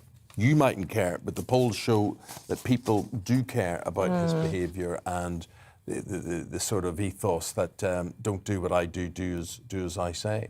So we just looking at reaction there. Yeah, London Boys got in touch. I find it concerning that somebody who worked with colleagues throughout the pandemic kept notes on everything that happened at Number 10 and told lies when he was caught breaking the rules, and that no action's been taken against him. He's talking about Dominic Cummings, I think, there. You were just talking about the frequency of the leaks. Yeah, the non-stop drip, drip, drip. No one's asking this morning, where has ITV got the scoop from? Where has it come from? Is it coming from Dominic Cummings? Is it coming from multiple sources? A lot of people don't like Boris Johnson, it appears. Is it coming from Russia, who want chaos at Number 10? Who knows? Brian says, recognise it, though, whatever, for what it is. It's a coordinated effort to bring down Boris Johnson. That is the real motive. Thank you very much indeed for those. So Downing Street has admitted the staff did gather inside. Our political correspondent, Tom Harwood, now here to discuss this. You see how this is. I mean, you either love him or you think, no, he stepped out of line here. There is a big divide. But what do you think the polls are saying? I think there's clearly a lot of consternation in the public. People in the heat of the moment think back to the social interactions they were forbidden from having during the peak of those lockdowns. And really, we have that sort of visceral reaction we've seen in so many cases when people sort of think back to all of those moments that they wished they'd had with the people that they loved, but they didn't get to do.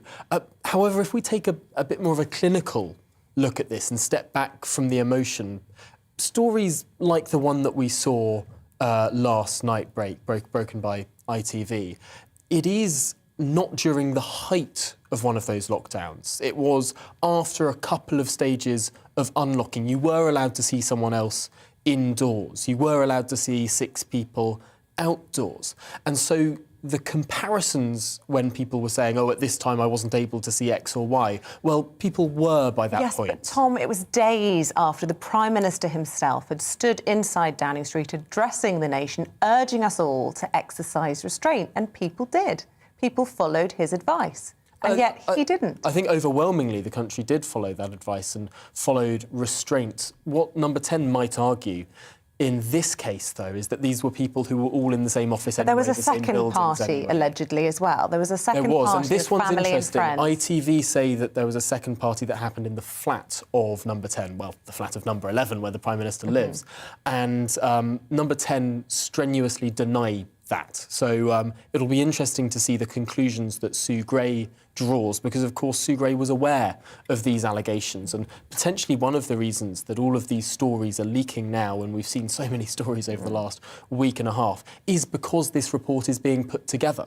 And so all of these stories that are going to be laid out methodically in this report are being spoken about, are being regurgitated, are being gone through. And a team, it's not just Sue Gray writing this report, she's got a whole team of civil servants going through compiling this report. Potentially that's where the leaks are coming from. The problem to all of this in the context is last night Boris Johnson was on the phone to President Joe Biden and other Western leaders discussing the crisis in Ukraine. And yet, meanwhile, we know that he will have had people knocking at his door, desperate to try and get a line or to get to the bottom of what happened on his birthday 2 years ago. It's a huge distraction. How much of a problem is that for him? It's an enormous distraction and not one that there's an easy solution for. Of course, if this report comes out in the next few days, potentially Thursday, if then letters go in, as seems to be received wisdom in Westminster, then we're plunged into a no-confidence vote, potentially a leadership contest. That would be an even larger distraction than the distractions that we're seeing now with regard to what the Number 10 press operation needs to do with its constant management of these stories. It's a really difficult situation to manage, and there are no easy answers. Yeah. Tom? Tom, thanks for putting us in the picture, keeping us up to date. Appreciate it. We'll leave it there. Thank you very much indeed. We're going to reflect on a telly programme that you may have saw last night, but this is really, really interesting. It was an ITV drama. It was called Trigger Point. Vicky McClure starred in it from Line of Duty.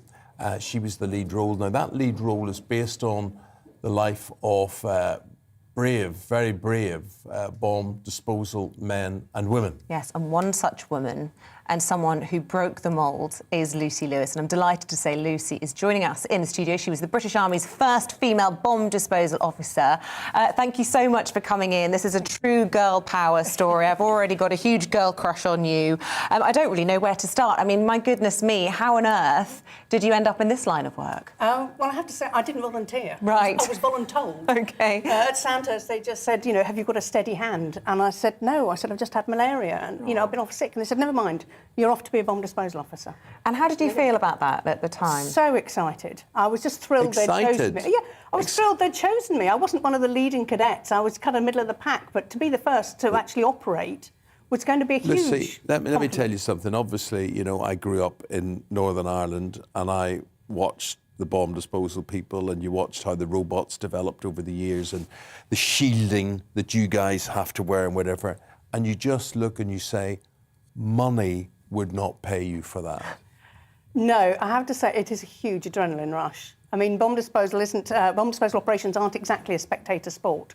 It can be quite dull to watch, but to take part in them, no, it's quite exhilarating, quite addictive. Lucy, do you remember the first time it was for real?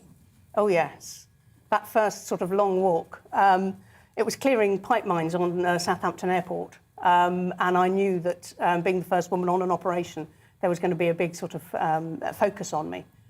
So, yes, I remember stepping out into the cold and walking in the middle of the night towards this thing, thinking, this is it. Don't mess it up.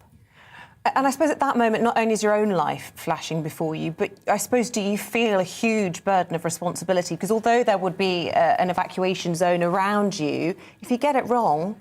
Well, yeah, absolutely. There is the physical danger of getting it wrong, but also 30 years ago, it was about women not getting it wrong.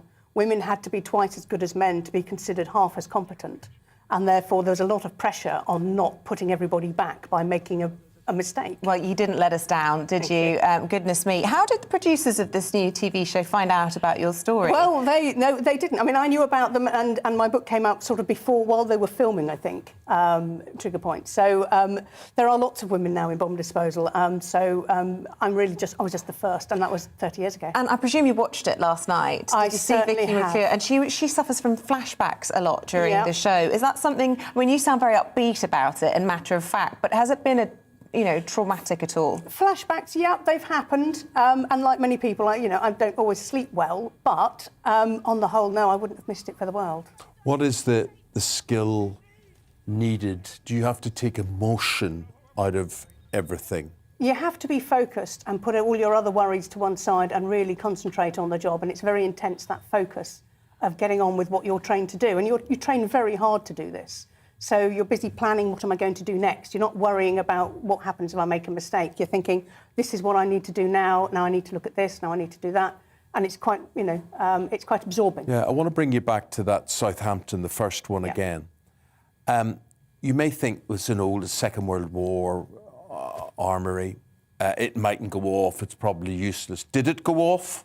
No, not until we blew it up. No, it didn't. But it was quite unstable. What when it does go off? Oh, yeah. Makes a very big crater. And do you look at that and think, that could have been me, I could have been in that? Occasionally. I try not to. I try to think, I like blowing things up. It's quite a fun thing to do, to be honest. So no, blowing things up was fun. So you're an adrenaline junkie, is what I'm taking from this. There are points. Is there any high that you've experienced in your life comparable with the joy you feel when you've successfully defused a bomb? No. So that is what drives you, I suppose. That first one particularly. I was over the moon about that. I thought, yeah, I can actually do this, because it's all very well training until you actually do it live for real. You don't actually know how you're going to act, how you're going to perform. So there was a lot of pressure on myself to perform the way I wanted to. So that first one, I thought, yeah, actually, I then believed I can do this. But in your book, Lucy, you're not normal. You're not like the rest of us. There are stories and behavioural patterns. Having done what you do, you think differently in your downtime as well as your professional time. When you open a parcel that comes through the post, when you're in traffic with the car in front, what way do you think? Certainly there are habits. I mean, like you put on a seatbelt when you get in a car, it's a habit. You don't think of why you do it. So no, I do open parcels standing up, because it saves getting your legs blown off if you're sitting down, and not over a flat surface, because that puts the blast into your face. So, yeah, I still open parcels standing up. I still leave a gap for cars so that I can get away. And I still don't like sitting with my back to the door. But some of those things are common to veterans all over. And there's a lot of people that just automatically do that. I change routines, I walk dogs in different directions, different times. What, because you felt personally under threat? Well, in Northern Ireland, it became a habit to never make a routine. So I always chop and change. I never park in the same place. I move everything around. And that just becomes... That's your routine? I don't even think about doing it. It's hard to explain to everybody else in the UK how, living in Northern Ireland, you checked your car, you expected the worst through the post. You know, you could tell. I mean, I remember as a kid, we could tell if a car was carrying a bomb or likely to carry a bomb or not, because it was low on its axle, it was low on its wheels, because all this fertiliser was put in, the back of it, whatever. But a strange question maybe to ask you, but do you miss it? Some bits of it I miss a lot. Other bits you can keep, but some of the bits of it, yes, certainly. The camaraderie is great, and I love the sense of humour.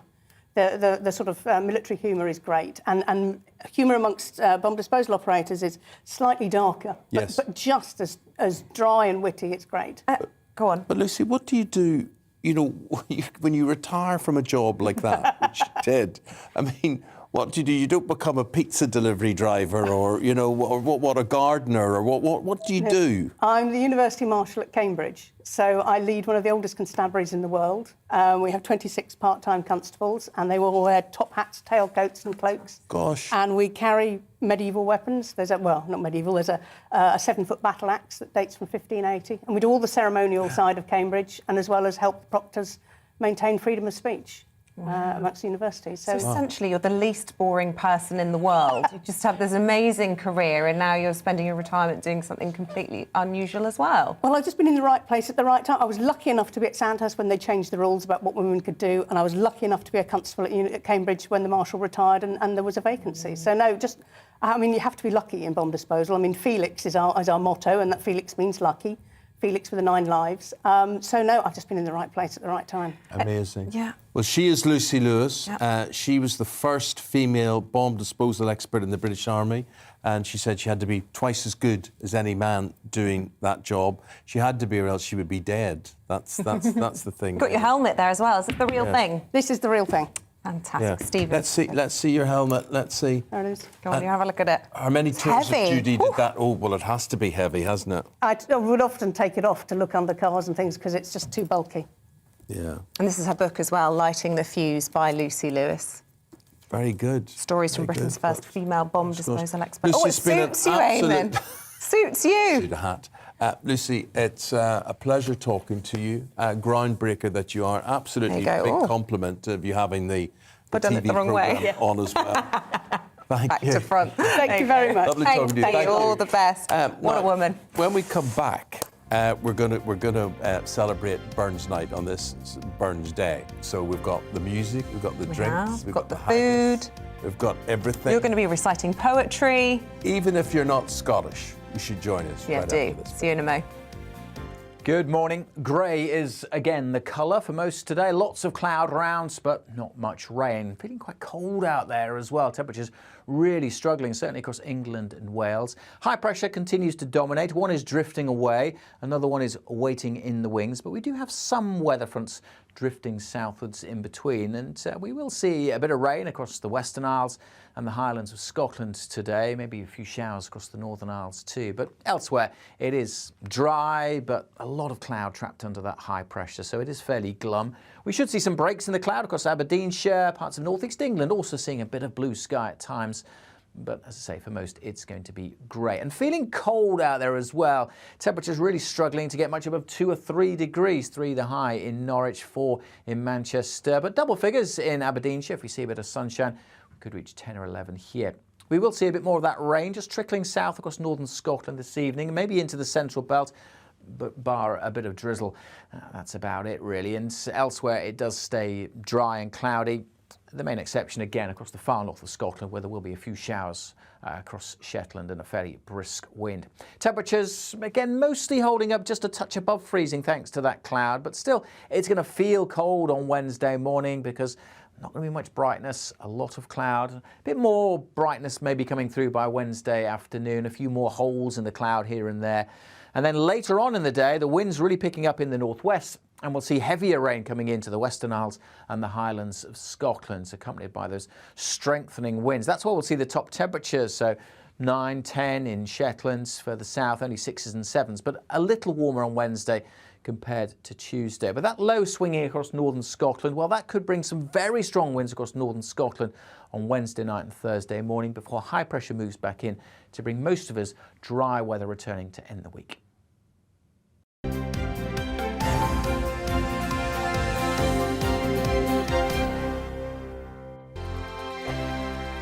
Hello there, I'm Eamonn. And I'm Isabel. And you're watching the GB News digital stream across the United Kingdom. And around the world. If you're here in the UK, you can also watch us on your TV screen. GB News is Freeview channel 236. On Sky, we're channel 515. 626 on Virgin Media. Just remember, you might need to retune your TV to watch the channel. Yeah, and if you are doing that, find out more about retuning by going to gbnews.uk. Join my show Farage, 7 p.m. till 8 p.m. Monday through Thursday. And there you will get opinion, analysis, debate, and I'll cover stories that nobody else dares to touch. And then for the last 15 minutes, talking pints. We're over a drink. We have a civilized conversation with someone. We very often disagree, but we do it in a grown-up way. Come and join me on Farage.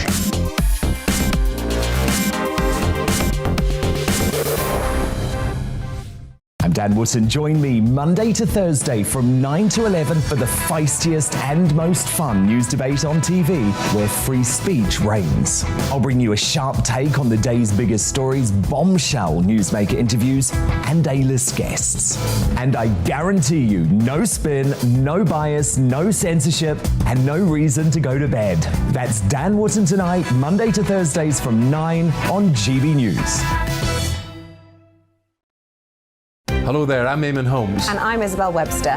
And we hope you can join us for Breakfast with Eamonn and Isabel. You make me laugh out loud, belly laugh. Is that important first thing in the morning? Yeah, absolutely. And there's me trying to be deadly serious. News is a serious business. Yeah, I have to rein you in sometimes. Well, it doesn't stop us laughing at it. It doesn't stop us having an opinion on what's going on. Yeah. And it certainly will not stop us reflecting what you think. Weekdays from 6 to 9:30 on GB News.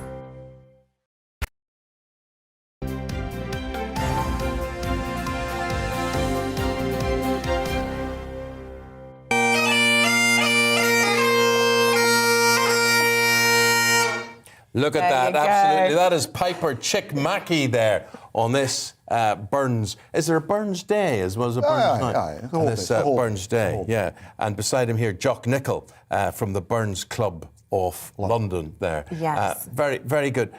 Chick, how much puff do you have to get a good sound? You've got to be quite fit because the bagpipe is quite a physical instrument. Eamonn, you've got quite a large bag here. But a wee dram of whiskey can also help. Now we have here, Jock, a wee dram of whiskey, or whatever, this Stag's Breath liqueur, which has got a bit of a honey bit in that. Right. So only to be sociable, we should have this now, yes? We're having a taste as well. It's from... Well, Isabel, it wouldn't be like you if you didn't. Oh, no, I'm doing dry January. It's from Newton Moor. More for in you. the Highlands. You get dispensation on Burns night. It's all like right, all right. It doesn't take much persuasion. So here we go. Jock, how big an event is Burns night? I've been to quite a few myself. Me too. And it really just brings the Scots together, doesn't it? Well, it does, Eamonn. And cheers. Cheers. Sláinte. Yeah. Especially on this day, but the burn season runs along a few weeks. But think about it. Hundreds of thousands of Scots throughout the world tonight will be inviting their guests to join them for a dram, a bit of haggis, to celebrate the birthday of Robert Burns, Scotland's national bard. He's well known for... Dead at 37? Yes. He had a doctor, he had a slight rheumatic heart condition, and his doctor said, go and stand in the Nith, the River Nith in Dumfries, up to your Oxers. And he did.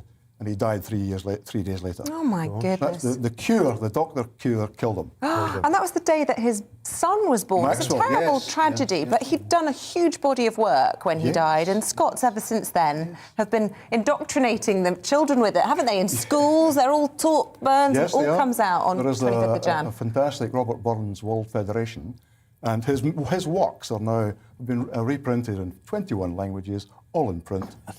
All around the world, But I hate to say, mate, I don't even understand it in his original language. But what I've done, Raymond, especially since listening to you this morning and knowing you don't understand the language, I've had a team of translators overnight working on a translation in English for some of the verses of To a Haggis. Now, so this is the address to the haggis. Address to the haggis. Famously, you salute, and we have a haggis here. Would you like me to cut it?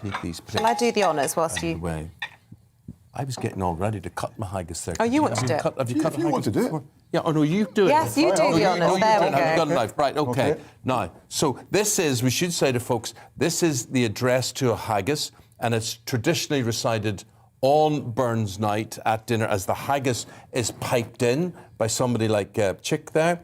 And would you like to, would Chick play as you're doing the address? No, I need to wait after. Right, okay. Yeah. Well, you've done this more than me. Right, okay. Afterwards. Take it away. Burns was very, very good. He wrote this over dinner one night at his friend's house in Tarbolton. He was brilliant. He just did things, writing it down. So To the Haggis was not a well thought through thing. It was done on the night and captured.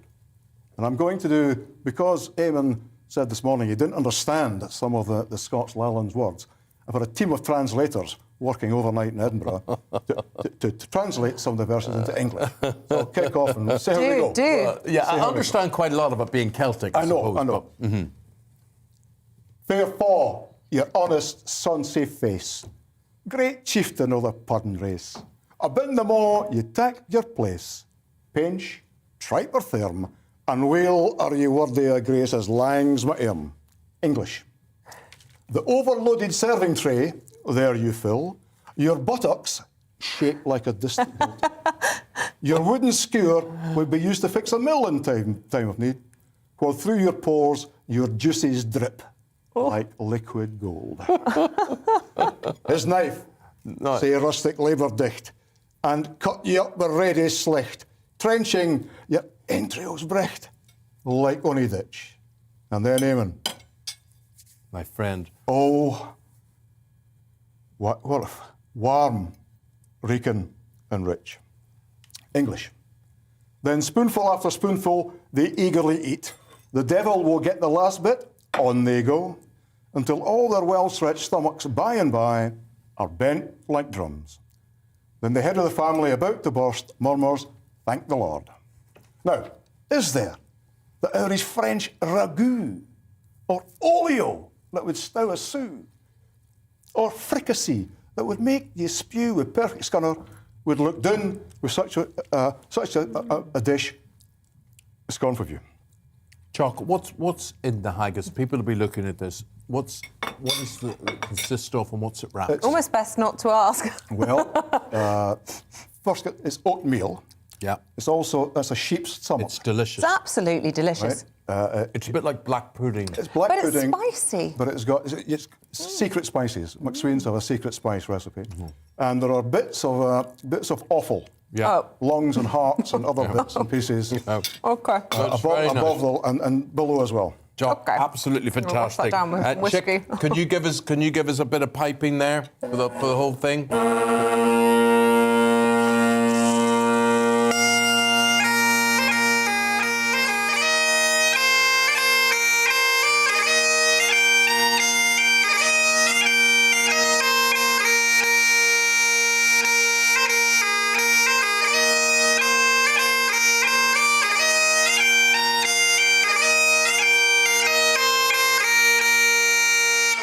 Beautiful. Fantastic. Do you know what? That is just so evocative, isn't it? That We'll raise a sound. glass to both of you, Chick and Jock. Yeah. Thank you very much. Happy indeed. Burns night. Good to be here. Sláinte. Very good. Cheers. Very good to have you. Thank you very much indeed. Cheers to all of you Really watching from appreciate it. Scotland as well. That's it from us. We'll be back tomorrow to do it all again, except it won't be Birds Night. But we might It'll be the morning after. It'll be the morning after. We'll leave you with Chick playing you out, and Tom Harwood comes next. Cheers.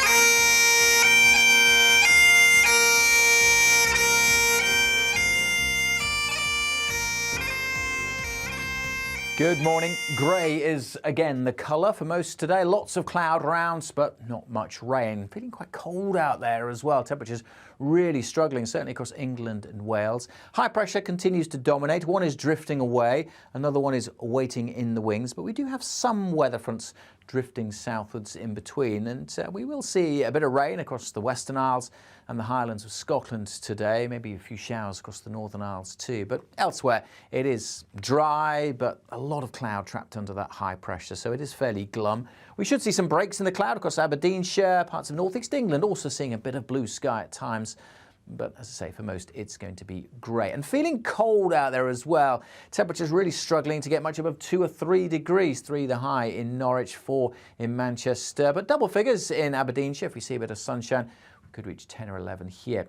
We will see a bit more of that rain just trickling south across northern Scotland this evening, maybe into the central belt, but bar a bit of drizzle. That's about it, really. And elsewhere, it does stay dry and cloudy. The main exception, again, across the far north of Scotland, where there will be a few showers across Shetland and a fairly brisk wind.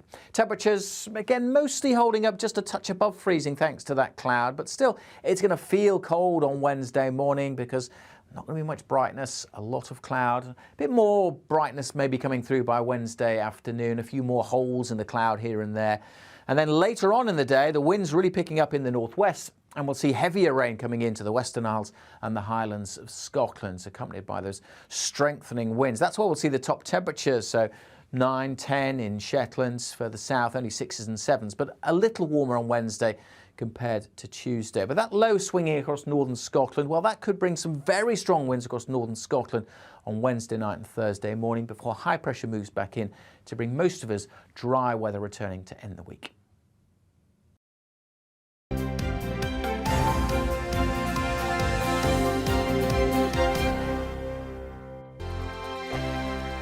Hello there, I'm Eamonn. And I'm Isabel. And you're watching the GB News digital stream across the United Kingdom. And around the world. If you're here in the UK, you can also watch us on your TV screen. GB News is Freeview channel 236. On Sky, we're channel 515. 626 on Virgin Media. Just remember, you might need to retune your TV to watch the channel.